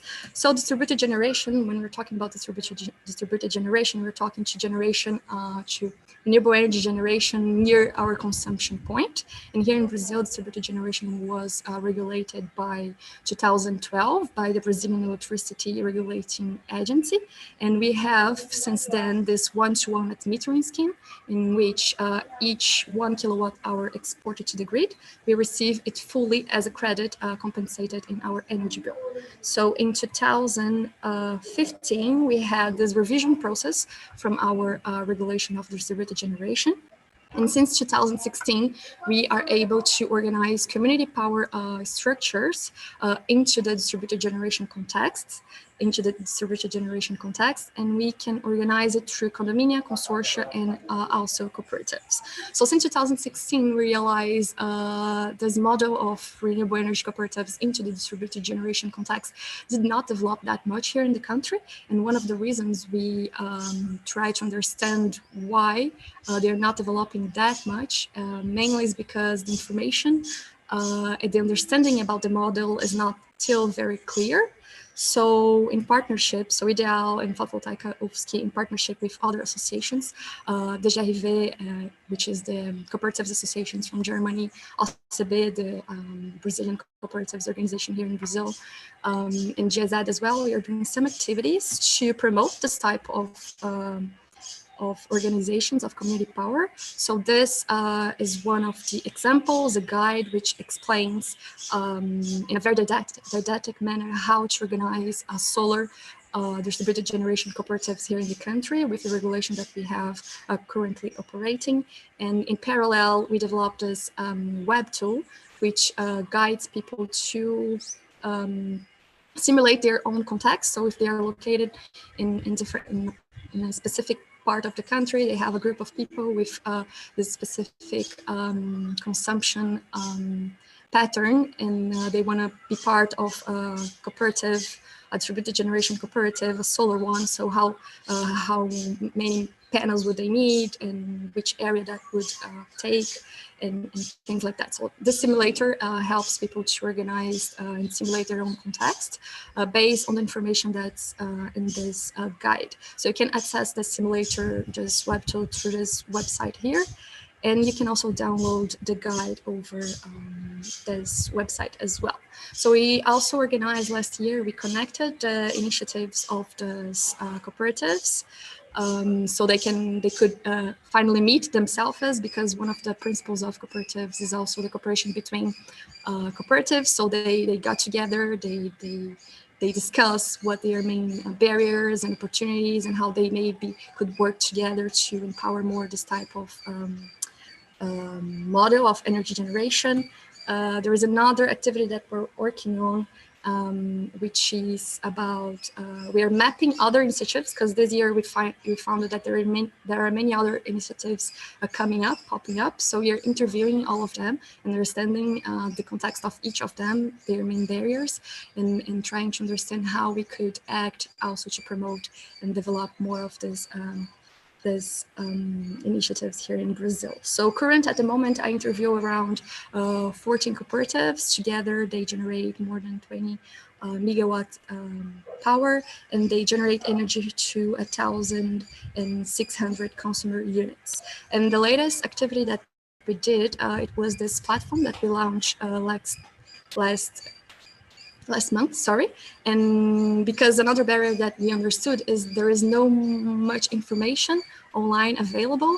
If there are, they are spread, and it's very complicated to understand exactly how to organize these initiatives. So we organized all the information that we found that was important to people to go through and understand better how to organize this type of initiatives. And we also compile here in a dynamic map all the initiatives that we are mapping, information about them. There is also a section there that tells the story of all of these initiatives. We are not talking about only cooperatives here.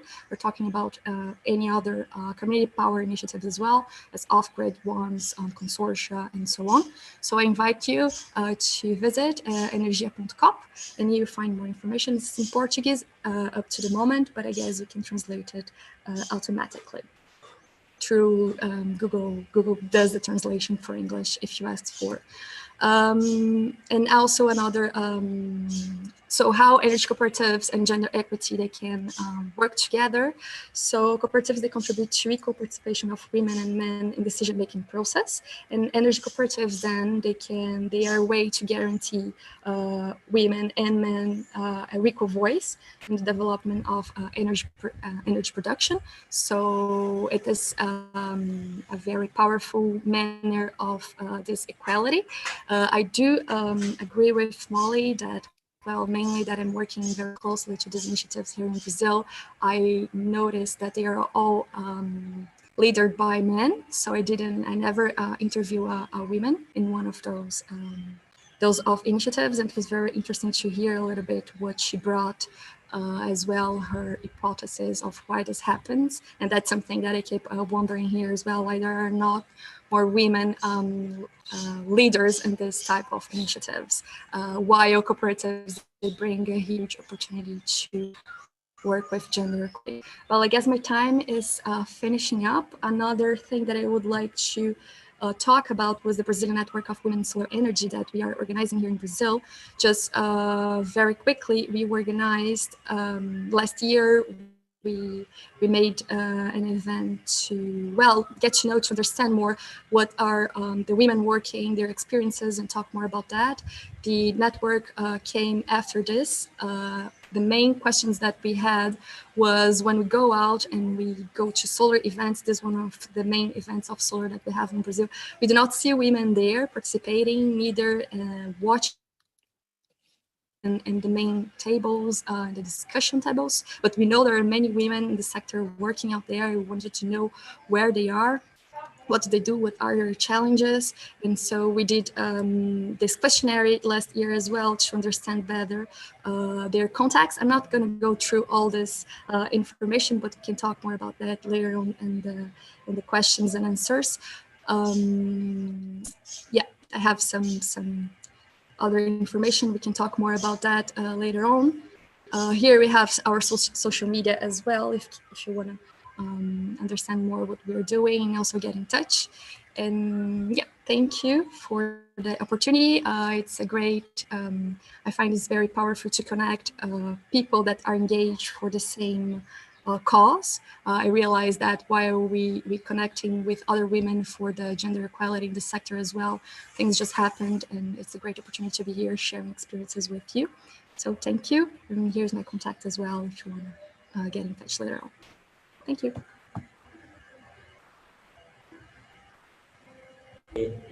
Thank you so much, Kathleen.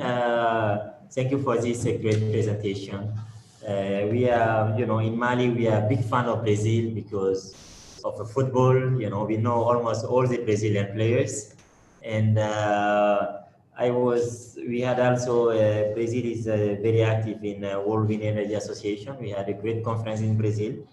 Unfortunately, I didn't have a chance, but I get jealous. I saw the picture from my friends, Stefan and others, and with our colleagues in Brazil. And I think also it's great to see that Brazil is really taking a big step in both in solar energy and wind sectors, which will also contribute to preserve the Amazonia and all the environment, which Brazil is playing a very important role for the world climate stabilities. Thank you very much. And we are passing the floor now to Jan, because we would like to see really the video of our Japanese friend, what ICEP is doing, all the great work. And as ICEP was the first, organized the first World Wind Energy World Community Power Conference. So Jan, with your support, and we will see this video, Shota just introduced to us. Yeah.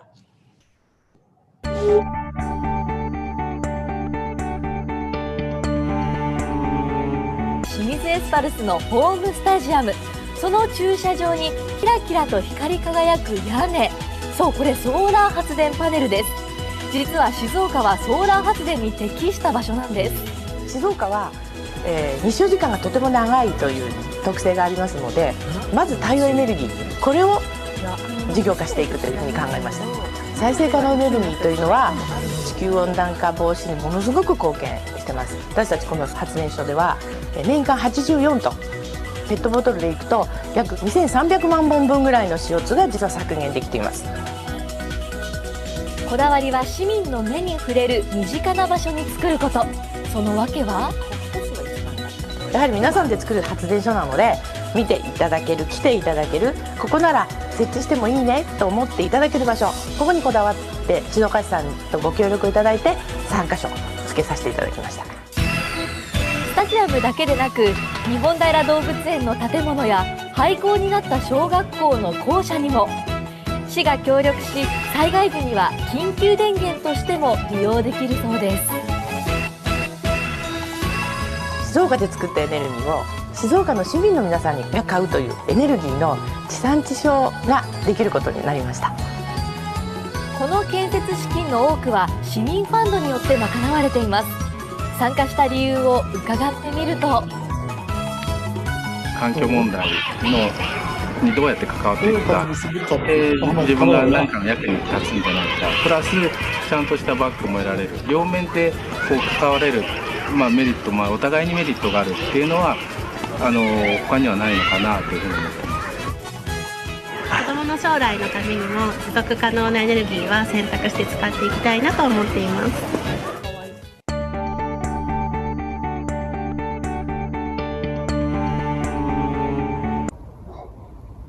自然豊かな長野県で市民出資の太陽光発電を増やしています。NPO 法人上田市民エネルギーの藤川です。長野県は冷涼で日射量が高く、1キロワットあたりの年間発電量が1400キロワットアワーを超える発電所も珍しくありません。その優位性を生かして市民発電所を増やしています。屋根を使いたい屋根オーナーと出資をしたい人たちをつなげて顔の見えるエネルギーコミュニティができてきました。今、長野県では、スノーリゾート、農産物、そして甚大な水害など気候変動の影響を随分受けるようになってきてしまいました。私たちはこのエネルギーコミュニティがそういった地域の課題を解決するプレイヤーたちの、発祥の場となって、これからも地域づくりとともに気候変動対策に取り組んでいきたいと思っています。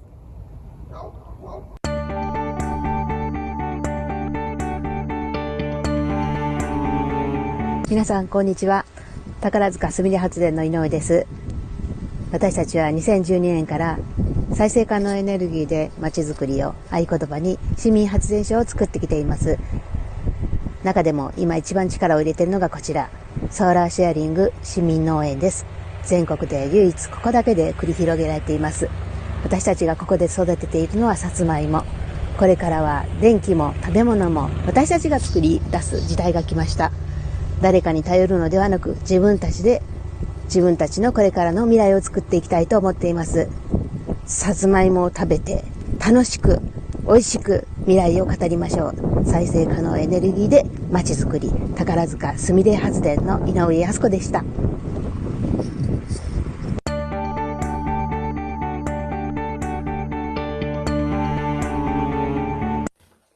こんにちは。市民エネルギー山口株式会社代表取締役の中原みどりです。この仕事の他に山口市の人権擁護委員、化粧品会社のビューティーディレクター、地元の図書館の友の会事務局などいろいろな仕事に関わっています。市民エネルギー山口株式会社では現在発電・売電している野立の発電所を8カ所、ソーラーシェアリングを6カ所運用・管理しています。この発電事業のほか、農家ご自身でソーラーシェアリングをされているところのフォローもしています。売電した収益は地元に還元しています。例えば、豪雨災害で被災した酒蔵を応援し、そのお酒とともに無農薬で頑張っておられる山口の農家さんの美味しい食材を使った料理を皆で楽しんだり、地域の文化活動のお手伝いをしています。ご当地エネルギーにおいて地域のエネルギーの自立を図るため、女性の井戸端会議力が大いに役に立っていると感じています。大きな組織ではなく、地域地域で様々な問題を多種多様な方と臨機応変に話し合い、それぞれが得意とする方法で、できる範囲で解決に向けて行動し、それがつながることで大きな輪になっていくことを目の当たりにし、携わっていることに喜びを感じています。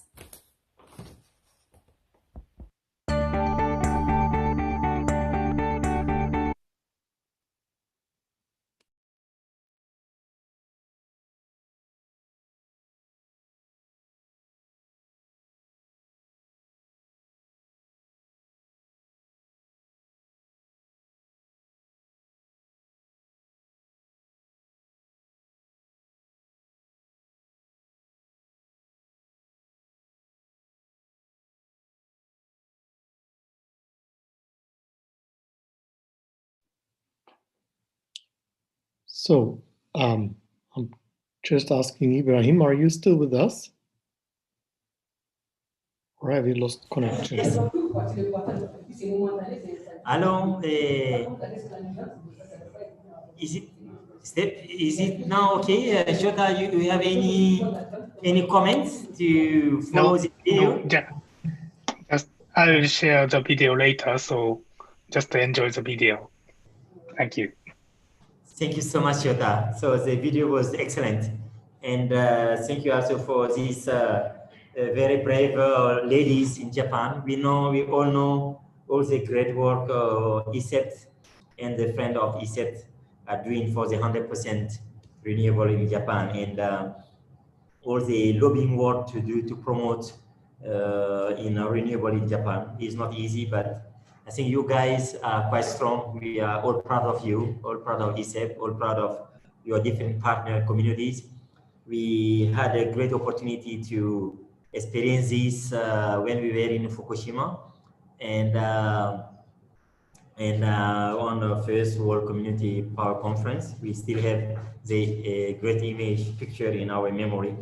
So thank you for showing this video and all your contribution to the global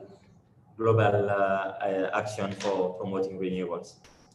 So after this, we are going to move from Japan. We are going to Canada, and then in Canada we are going to listen to Miss Andrea Cry.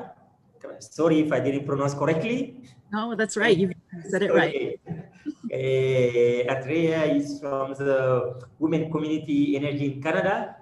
She is an assistant professor, School of Environment and Sustainability, University of Saskatchewan. So, Andrea, you have a floor to show us the great work you're doing there. Thank you for having me. I'm just going to start sharing my screen now. And I hope this all works. Can you see my slides? Yes, everything is fine. I did from our side here. Okay, I hope you can see the main slide and not the background. So hi, good morning, good afternoon, good evening. I'm in Canada, and my name's Dr. Andrea Cry. I'm excited to be here today to talk to you about women in community power from a Canadian perspective. And I'm so excited to see my colleagues from all over the world. I see you in the contact list, and I'm part of the family of the World Wind Energy Association, as I was a student in their World Wind Energy Institute program. So I've had contact with a lot of you around the world. So I'm saying hello, even though we're not in the same room. It's so wonderful to see you and feel you close. So I'm excited to tell you about what's happening in what I've been involved with as a woman in community power, as a leader in community power, but also in my new role as an assistant professor at the School of Environment and Sustainability in Saskatchewan. So in terms of community power in Canada, what we refer to community power as, we've heard a lot of this with the model of the cooperatives, but there's more, we see it in different ways as well than just beyond cooperatives, but a lot of it does root in cooperatives, and that community power does have that ownership model where the collective benefits are shared by the local community. But we also have it extended to our Indigenous, First Nations, Métis communities as well. It has been used in charities and nonprofits, as well as in universities and health centers. Anywhere we can come together collectively, we can apply this community power model. And of course, it has this democratic ownership model, and it's a process where these local groups are investing in their own communities. And we know that the returns are greater in community power projects than they are in non-community power projects, especially to the local community. And my own research has shown that as well. So I've always approached these problems in power and in energy, and with the thought that we cannot solve our problems with the same thinking we used when we created them. And my good mentor, colleague, and professor at the Brazilian Wind Energy Center there, Professor Everaldo Feitosa, most of you know him. He also said this to me when I was studying with him there, and it resonated very strongly. So we always have to be very creative when we come to power projects, especially applying them in communities. So we have to think outside the box. So here's a little bit about my story. I finished my bachelor's of mechanical engineering with an aerospace specialty, and I worked in the aerospace industry. I traveled the world a little bit after that, and that's when my world really opened up, and I saw a lot of the global problems we were facing. So I went back to school and I focused in on my grad studies, again in mechanical engineering, but I focused in mitigation of icing problems applied to wind energy and wind turbines. And this took me around the world. I met more colleagues in Japan, where I presented my research findings, in Australia, Italy. And in the same time I completed that work, I started my PhD, which took me on an internship with the World Wind Energy Institute to Denmark and Brazil, working directly with Stefan and our colleagues there as well in the Focus Center in Denmark. So I have a lot of the grassroots training in my work for wind and solar and the applications in the Focus Center, the philosophy of what we do behind these projects. And so when I came back to Canada, I ended up starting my own company called Core Renewable Energy, and Core stands for Community Oriented Renewable Energy. And I still have that company today. And I spent over 10 years working and growing renewable energy projects with local communities and farmers. So much so that here in my backyard, I had 2 farms that I was helping, farm groups of over 30 members each, and they were cooperatives. And we had projects that in wind that were beyond the scope of what people thought were traditional community power projects. These were projects that were 150 megawatts each. That would be a total of 300 megawatts of community power that we were working on, which was setting precedent for what we're capable of in community power, especially in Canada. Here we have a lot of space, we have prairies, we can do this. It's not always like this in other regions of the world, but we were really pushing the paradigm of what community power could be. And we showed that it was even more cost effective, that the returns were just as, the cost of the power was just as competitive as what was coming off at the utility. But the problems always came back to the PPA, to the agreements, and of course, within those cooperatives, the community struggles, the tensions that we would feel just on the soft skills, the human touch. And what I wanted to really emphasize was that even though these projects were started by men, when their directors came up for renewal, they brought in women, which was very interesting because the women were the ones who held the position of the president in these cooperatives for the longest period of time. And it came down to the women being more organized, the women having the skills to put everything together, to keep the notes, to connect the dots with the accountants, to keep things rolling, even though they were sometimes at a standstill. And this is a very interesting insight, because when it got difficult to keeping these projects moving, the men were in the field farming, and the women, even though there were farmers as well, we have dairy farmers and cattle farmers, etc., grain farmers, they would still have this business mindset to them. All our farmers have this business mindset because farming is a business, a huge business here. And this is where the wind farms are normally located. But they relied on the women to really carry through the project.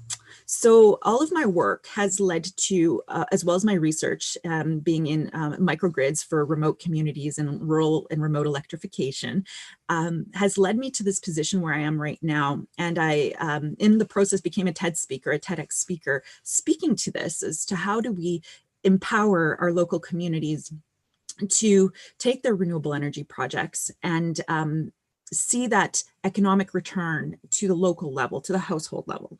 And so this has taken me onto the journey back into academia, where I'm now teaching about this at the University of Saskatchewan, which I'll tell you about later. So I went on this journey because my why at the beginning of all of this, and what set me on this world trip, was what good would all this research be if I couldn't apply it? So as an applied scientist, I wanted to see this research be active on the ground. And so I really applied that to making and helping these cooperatives get off the ground. And it all stemmed from the fact that 1.3 billion people don't have electricity. And that just blows my mind. And so when I took this research and I showed that in Winnipeg, where I live, the urban baseline price of electricity, what we were paying compared to what my neighbors in First Nations in northern Manitoba were paying was 37 times higher. It was devastating, and it was revealing that the cost in our northern First Nations in Canada is more than what we see in places like the Caribbean. They might be paying 80 cents per kilowatt hour. Up in northern Canada, we're looking at $2.5. So it's substantially more expensive, and the poverty issues are huge as well in these communities.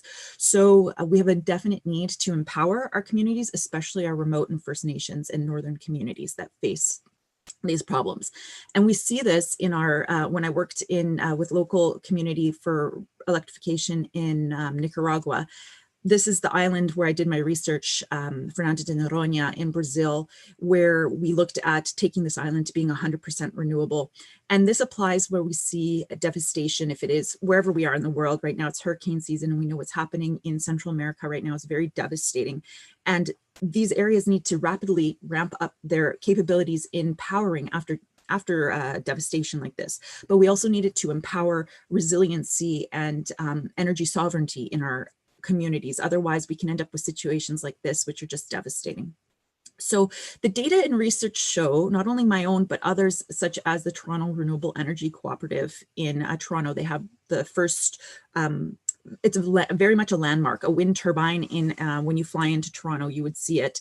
And they have shown that for every dollar paid to community-owned solar projects for electricity, it results in $2 of economic benefit to the provincial economy. And we know that communities benefit from renewable energy generation in very diverse ways, not only from the power they receive, but from their self-sufficiency and the ownership and the pride that they have in that, and of course the local job creation. So the building that I worked on in Nicaragua was able to become not only just a daylight use building, but now it extended into the evening, where with this simple solar panel, they have daylight, obviously, and they can have now education for their elders and their community in the evening. We look in our cold communities to convert our our schools into showing how you can have renewable energy for the next generation. So the students are learning, not only do they see the buildings, but they take pride in their buildings and they see that where their energy is coming from. So we're educating 2 generations away from where we are so that we can start this movement. We can't just work on what I've found in my own work is that it's hard to move right now. A lot of the mindset and the paradigms, it's hard to shift them, but if we start a lot earlier, we may have more hope. And so we also work in, and this is just an example of one of the solar installations in our city here that we did, taking homes so that they are also becoming their own power users. And this is a wind farm with many, like a large scale community wind farm. So the reality check though in Canada, and this is when I looked into the data, was quite devastating. So it's really upsetting for me to see that in our energy sector, in terms of leadership roles, these are the decision makers in our energy sector in Canada, that women, we don't have a lot of position. So we have less than 1 of 5 of all leadership roles in these industries are women. And when we look at energy, we see that only 15% are directors and 14% are officers. And we know that a lot of our energy cooperatives, they're corporate structures. A cooperative, no less, is still a corporation. It's just a cooperative structure. So we need to have more women engaged in the electricity sector in Canada. We see here by gender, only 6% would identify with definitely considering a job in the electricity sector. And this is shocking to me, being in this sector. And we see for the negative interest in the electricity sector, 65% women are just not even interested.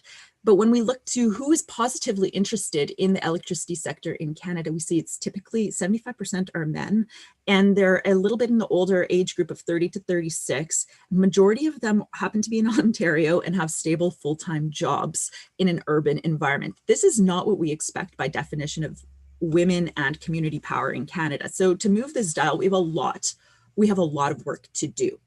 So the other problem, and I've faced this personally with my company, when you're investing in large power projects, even if they're community or cooperative projects, large, like wind farms are very expensive. You can't just do it as a single farmer anymore. That's why we come together collectively. So you need millions of dollars to do these projects. So we find that VCs or venture capitalists, 2% of them are women. Like 2% of VCs provide money to female founders, and that was in 2017, and 4% of the deals went to women. So it's very, very small, the women who are getting these monies to do venture projects that require a lot of money, and clean tech and renewable energy projects fall into this category. So female founded companies, when you look at what kind of deals happen, how much money they got, you can see compared to the men in the dark blue and the women in light blue, there's a huge, huge difference.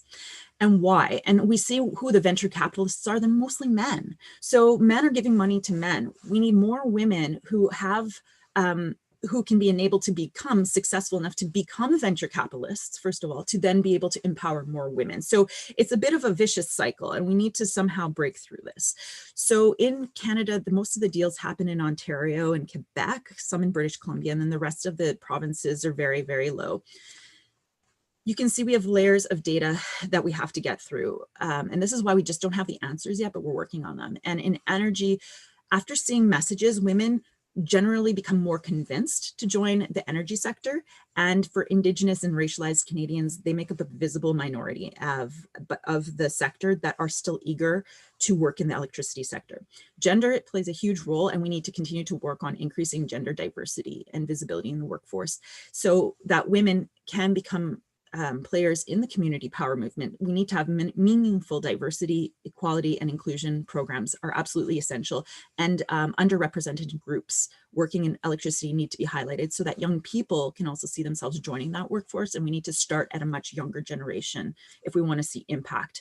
In terms of community energy projects in Canada, there are several, some of you may know of them, they're diverse, some are wind, solar, biomass, run-of-the-river hydro, but we don't know the role of women in these projects, and we don't know the percentage of women that had an impact in these projects. The data is just not there. We need to continue to collect this information.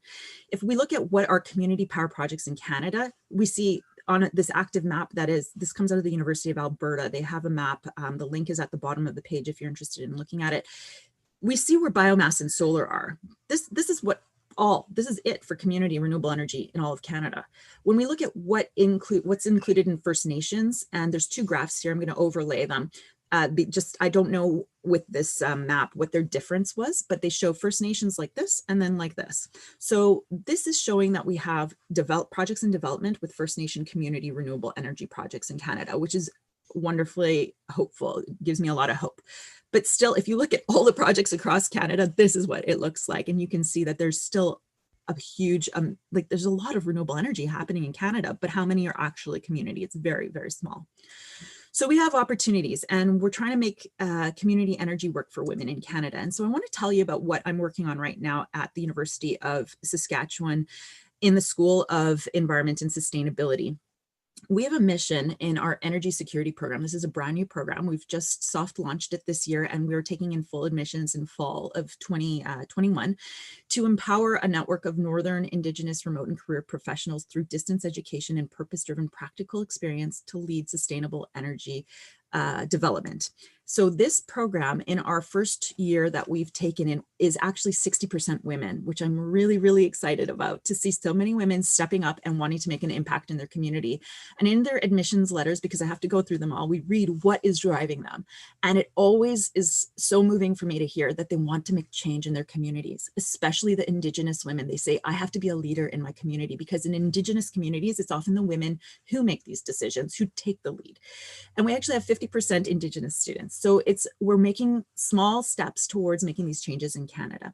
And just a little bit about the program. It's meant to be a 2-year part-time program. It's a professional degree program so that people who are working can still learn about energy security and then be able to, oh, excuse me, of course I'm going to get a call right now, be able to take this program from wherever they work.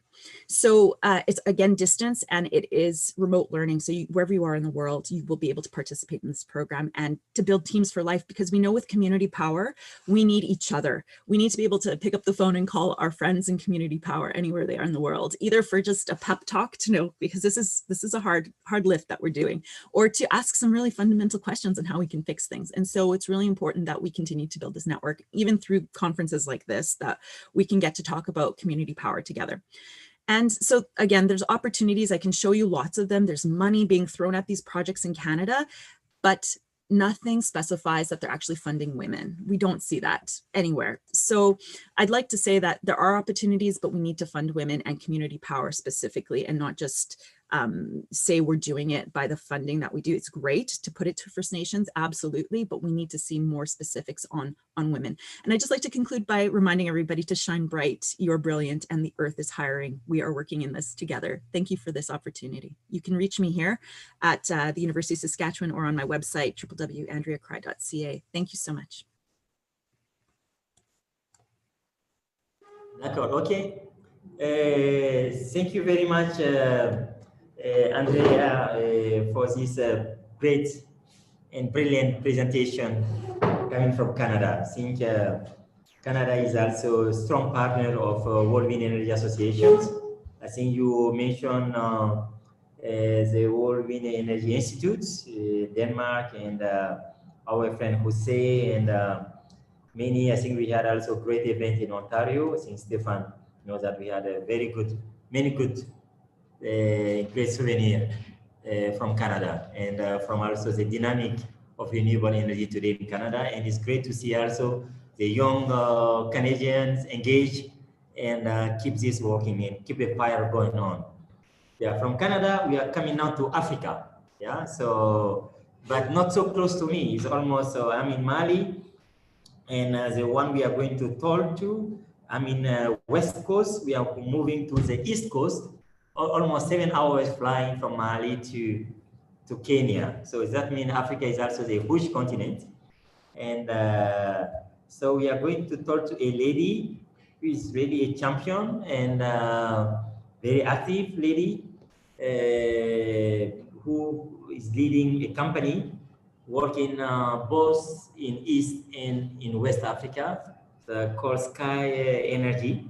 So I'm talking to Miss Pam Onyanyo, and she's CEO and founder of Sky Energy. She is a developer of renewable energy, focusing on solar installation, both off-grid and commercial industrial solution. So we give the floor to my sister, and I had the privilege to be in a panel with Pam some 2 years ago in Senegal, Dakar. So Pam, the floor is yours. I think your micro is in mute, ma'am. Your microphone is in mute. Okay. Great, ma'am. Okay, sorry about that. Good evening, everyone. It's evening here. It's almost it's after 6 p.m. Thank you, Dr. Ibrahim, for this amazing introduction. First and foremost, I would like to thank everyone who actually coordinated and organized this, and extending an invitation. Again, my name is Pam Onyanyo. I'm the CEO and founder of Sky Energy Africa, We are a solar developer. We focus more on rural off-grid, rural electrification, and commercial industrial. Just tell you a little bit about my background. By no measure am I an engineer. My background is really coming from corporate America in business. I have MBA in international business and relations, and also in international law. So it's so far from renewable energy, but I got into renewable energy about 10 years ago, just as a passion and a desire to really to figure out what is it that I can do back in Africa after spending so many years in corporate America. So renewable energy came more as a desire to really to find something to do, but I didn't know it was going to turn into business. So a little bit about how Sky Energy came about is really by that. So I'm not an engineer. I never went to school for this. So one time, I think it was about in 2008, thereabout, there was a big storm in the US. And that storm, we didn't have power for almost 2 weeks. There is a grocery store or a chain called Home Depot. Some of you who are familiar with the US, Home Depot, they had mobile solar lighting. So I didn't know what that was, but when I went there, I was able to get only one that was left on the shelf. I brought it to my home, and this thing worked. So I realized, I said, you mean this thing can actually work in Kenya? So I brought that thing to my mom in the village in Kenya. And in the village, we were using generator, especially when they know I'm coming home, they would use the generator.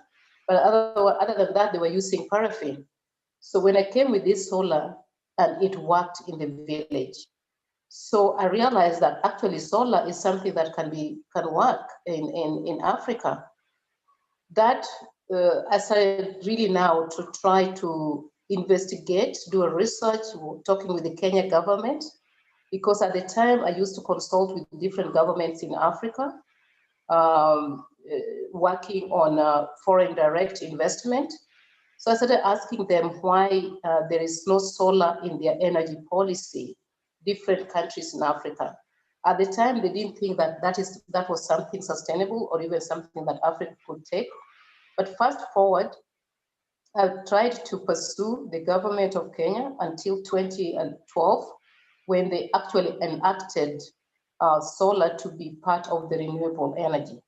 So I realized now I'm going to take a leap of faith and actually get into this sector, because what I saw in the rural areas, in the communities, as I was going in these rural areas, I realized it was a die-hard situation.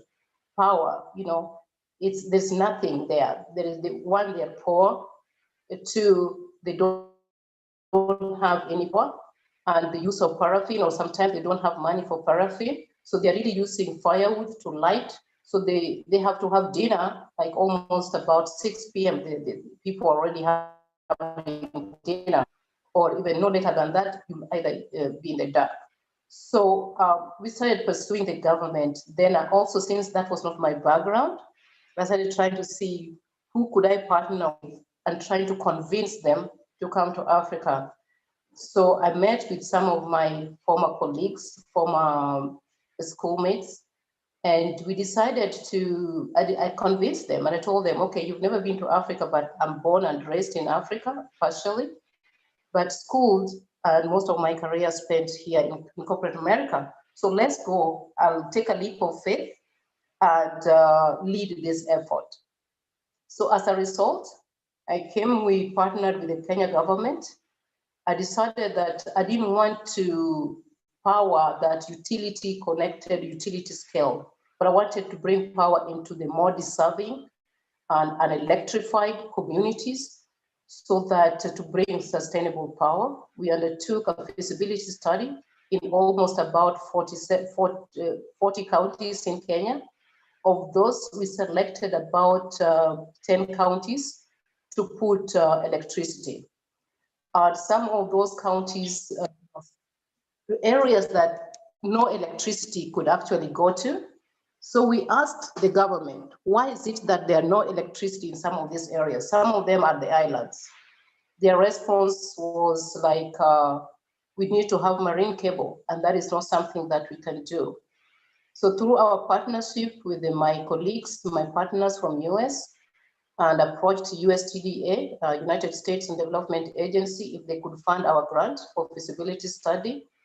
Because of that effort, we have been able to electrify energy sectors. I mean, some of the islands, since their 50 years of existence, 50 plus years of existence, they had never seen power, anything to do with electricity. So that's what really drove me to get into this sector, to this renewable energy.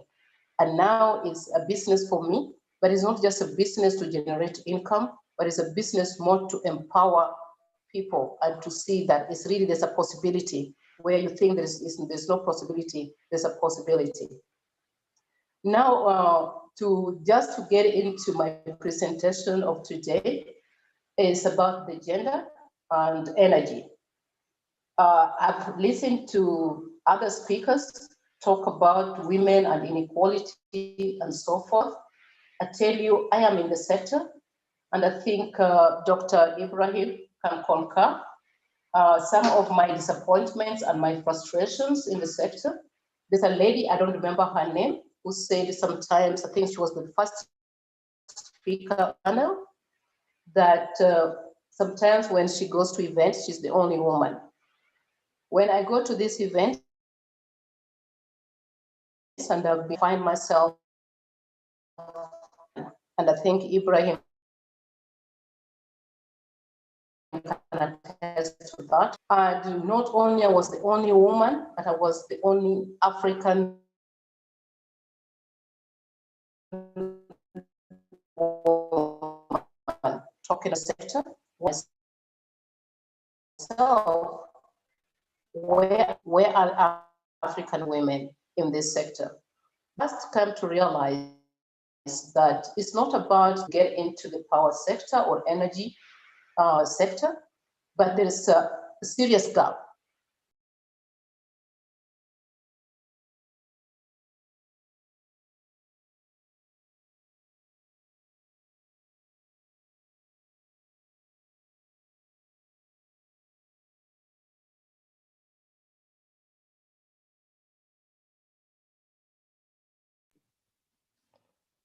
I think we have lost Pam now completely. I think, I don't know if Pam has some challenge. Okay, Pam, okay, she's back. Okay, so Pam, can you activate your microphone? Pam, can you activate your microphone? Well, okay. Yes, sorry. That is what happens when you're the last presenter. Power goes off. So, what I realized is it was not about that African women are not, they don't want to participate in renewable energy sector. And let's be realistic about it. There is no any other continent in the world that has more renewable opportunity than Africa, period, you know.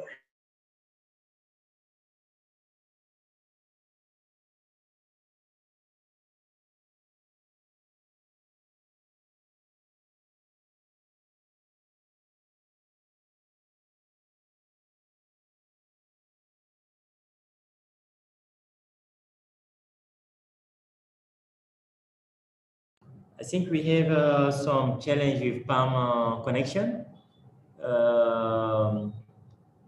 So I think Pam, so what we are going to do is we are going to give move to the next presenters. You know that Pam have some connection problem. Okay, so we thank very much Pam for the contribution, and because she's really a very active lady in Kenya and also in Nigeria, doing really great groundwork. So we come to our next presenters. our next presenter, we leave Kenya, we are coming back to Mali. And she's a person I know very well. As I mentioned to you earlier, knowing well as to be also my partners and be my wife, and also be my advisor and supporters, and contributing quite a lot in Mali Forest Center developments, and a lot of things I've been doing in renewable the last 20 plus years we have been doing together. And she's coming from Finland, but also she's Malian. I'm talking to Johanna Togola, and she's a sociologist with 20 plus year experience working in Mali on climate change, renewable energy, women, and environment issues. Recent years have been mainly concentrating in environmental communication, education in Mali, and also in other places. So I'm very pleased to, I think, Stefan, this was something that you should be the one to introduce Johanna, but you've been giving me this hard task to introduce her. Okay, so Johanna. You've done very well, very well. Okay, Johanna, the floor is yours. Thank you. Can you hear me? Yes. Okay, thank you, Ibrahim. It's a great pleasure for me to be here today to present in this third World Community Power Conference. 2 years ago, we organized this conference here in Mali, and I was all the time so busy that I couldn't attend any of the presentations. So today it's been really nice to listen to everyone, and thank you for all the organizers and participants. It's been really, really interesting day. So I try to share my screen now.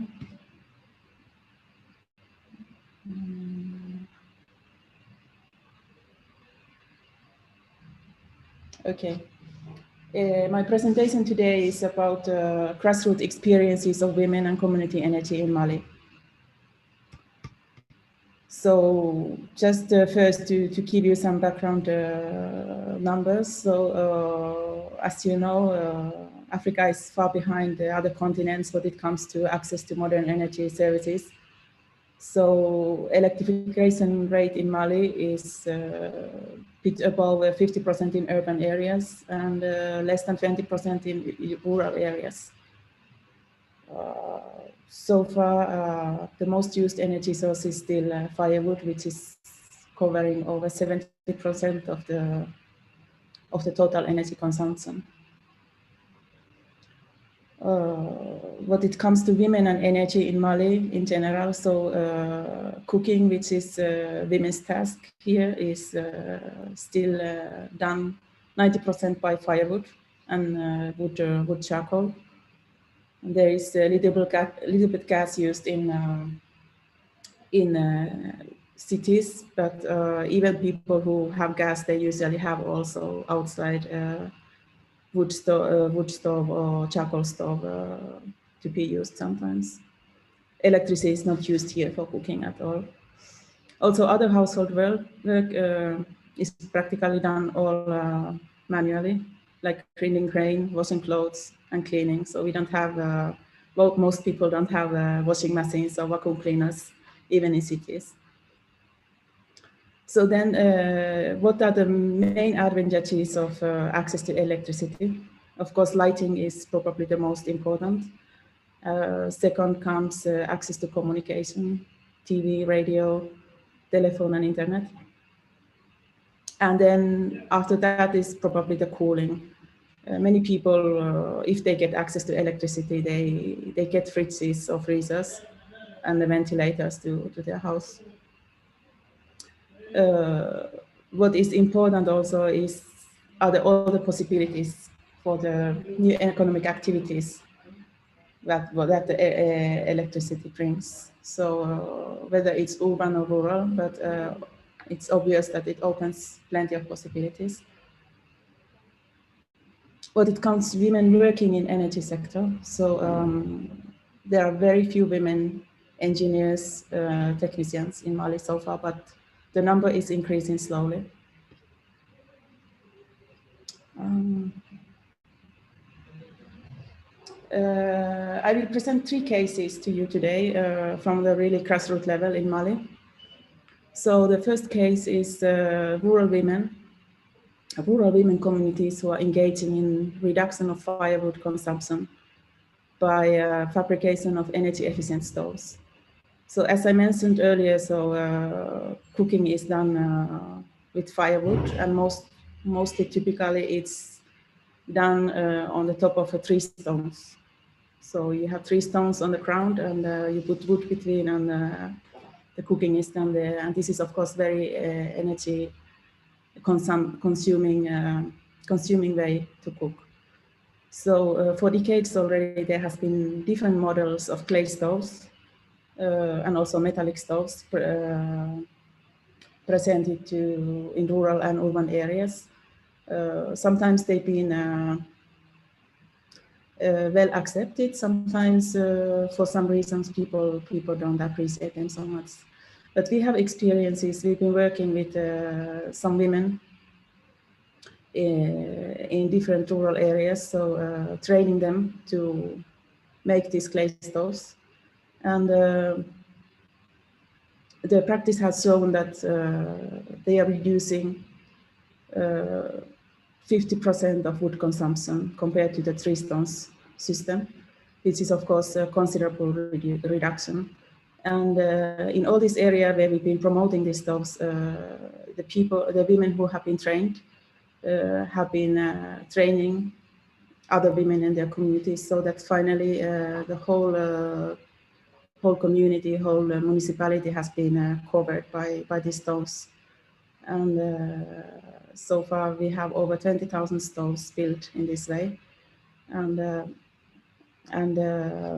this is of course bringing a remarkable positive chance in wood cover of those areas.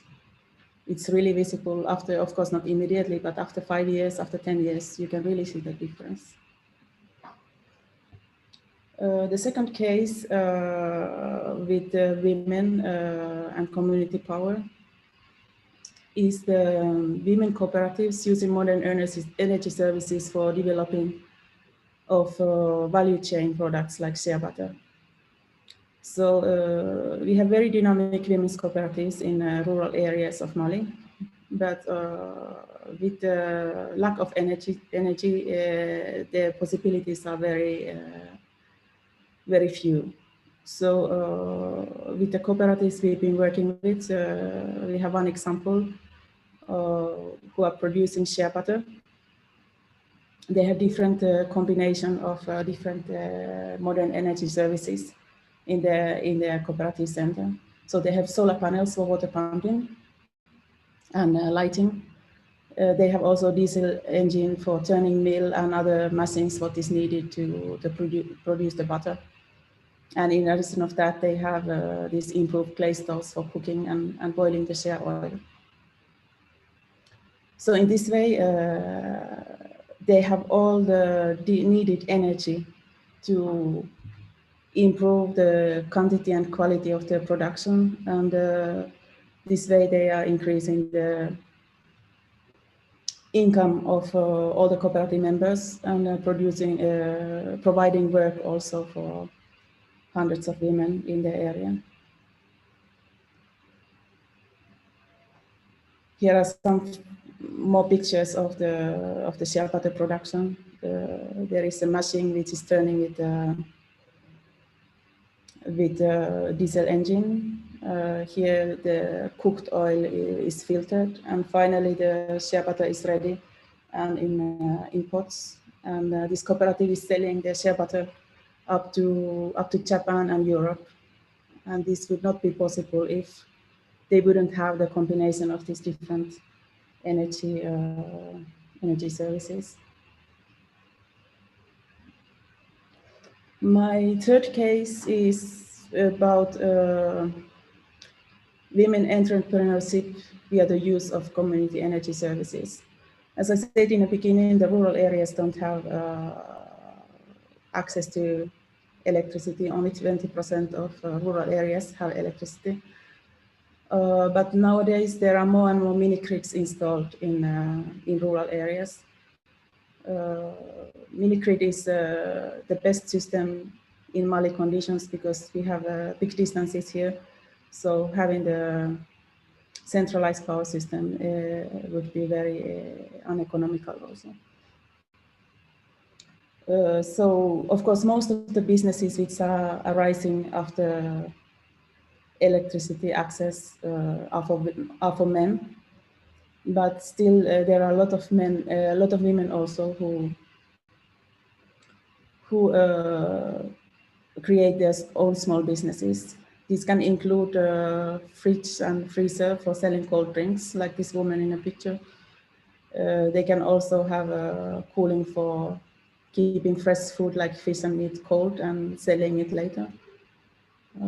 Women have tailor shops, and also very often they have restaurants and smaller shops which can be open much longer because of the lighting.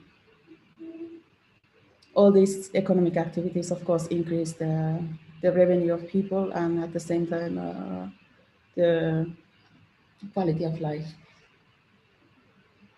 So as a conclusion, I've been listing here a few possibilities for women in the community power sector in Mali. Decentralized energy, as I said, is definitely best solution in Mali rural areas due to the distances. Unfortunately, we have very few women entrepreneurs in the modern energy sector. But the good news is that there are young women who are getting trained as engineers and technicians, especially in solar sector. And we, as Mali Focus Center, we have started recently training courses in renewable energy, short courses and longer courses, which are also directed to different type of people. There are people who don't have any previous education who can get training in how to maintain and install the small solar panels. And there are also longer courses for more complicated solar energy systems. So we are heading to women's quota, 40% of all the participants. We hope that that will be, we hope that we will succeed in that. So that will be already a big step for us and in Mali for women in community power sector. Another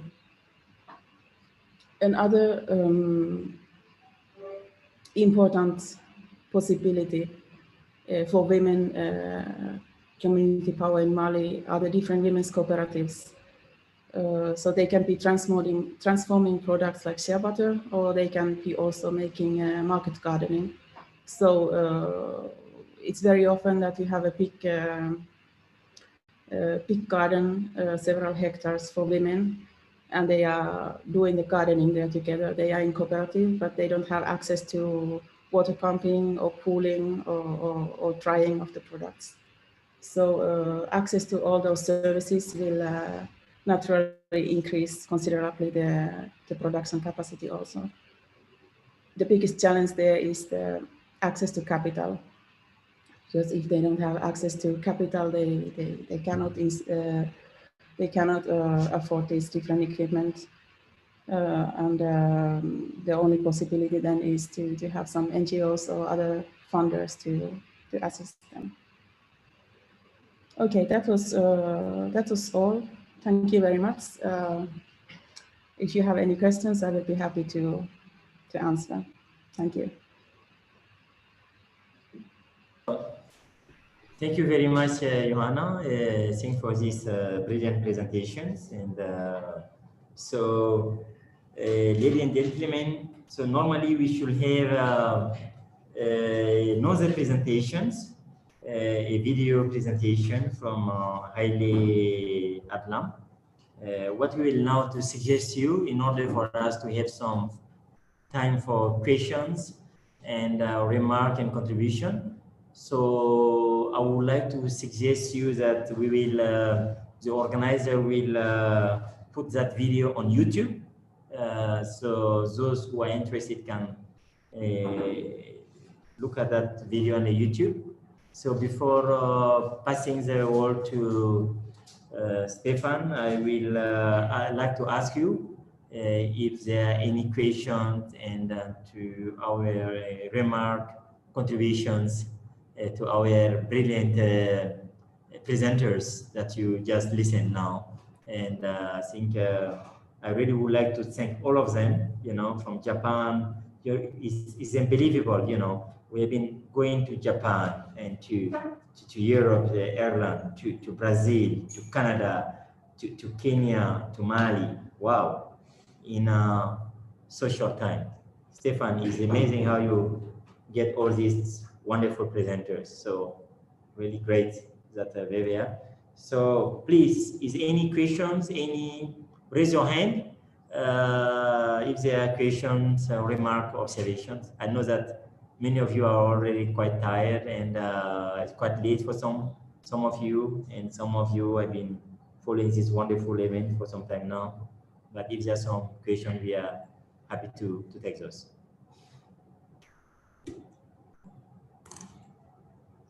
Où est-ce qu'on va voir les mails levés là?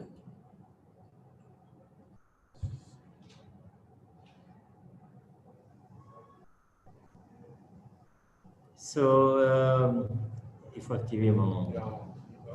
Voilà. Okay, is Jan, can you help if there are any questions somewhere or any hand raised? If not, okay, then I will pass the floor to Stefan. And Stefan, congratulations to you, to your team, and you speakers, congratulations. And Jan, if there are any contribution, please, you can pass the hand to floor to those contributors. From my side here, on behalf of Mali Folk Center, we have been really honored, happy to be co-host of this great Third World Community Power Conference. So thank you to all of you. And Stefan, you have the floor. And if there are questions, you can pass question to that and make a closing remark. Thank you very much. Thank you so much, Ibrahim, and also from my side. Thanks so much for, I think, a wonderful day we had. Really presentations from around the world, really touching the topic of community energy and women from very different angles. It gives us certainly a lot of inspiration. As you know, this was the third World Community Power Conference, so there will be a fourth. I hope that will be again a conference where we can physically meet. Probably not all of us, but this is, of course, the advantage of doing this online format. So again, from my side, it seems that after so many hours now, at least I feel like that, we are full of new impressions. We're probably all getting a bit exhausted. I've seen until very recently there was also a lot of exchange in the chat here. We're happy also to, of course, bring you in touch if you want to talk to or get in touch with certain speakers. As before, as with the webinars that we do regularly, we will publish the recordings of this World Community Power Conference in the WWA YouTube channel.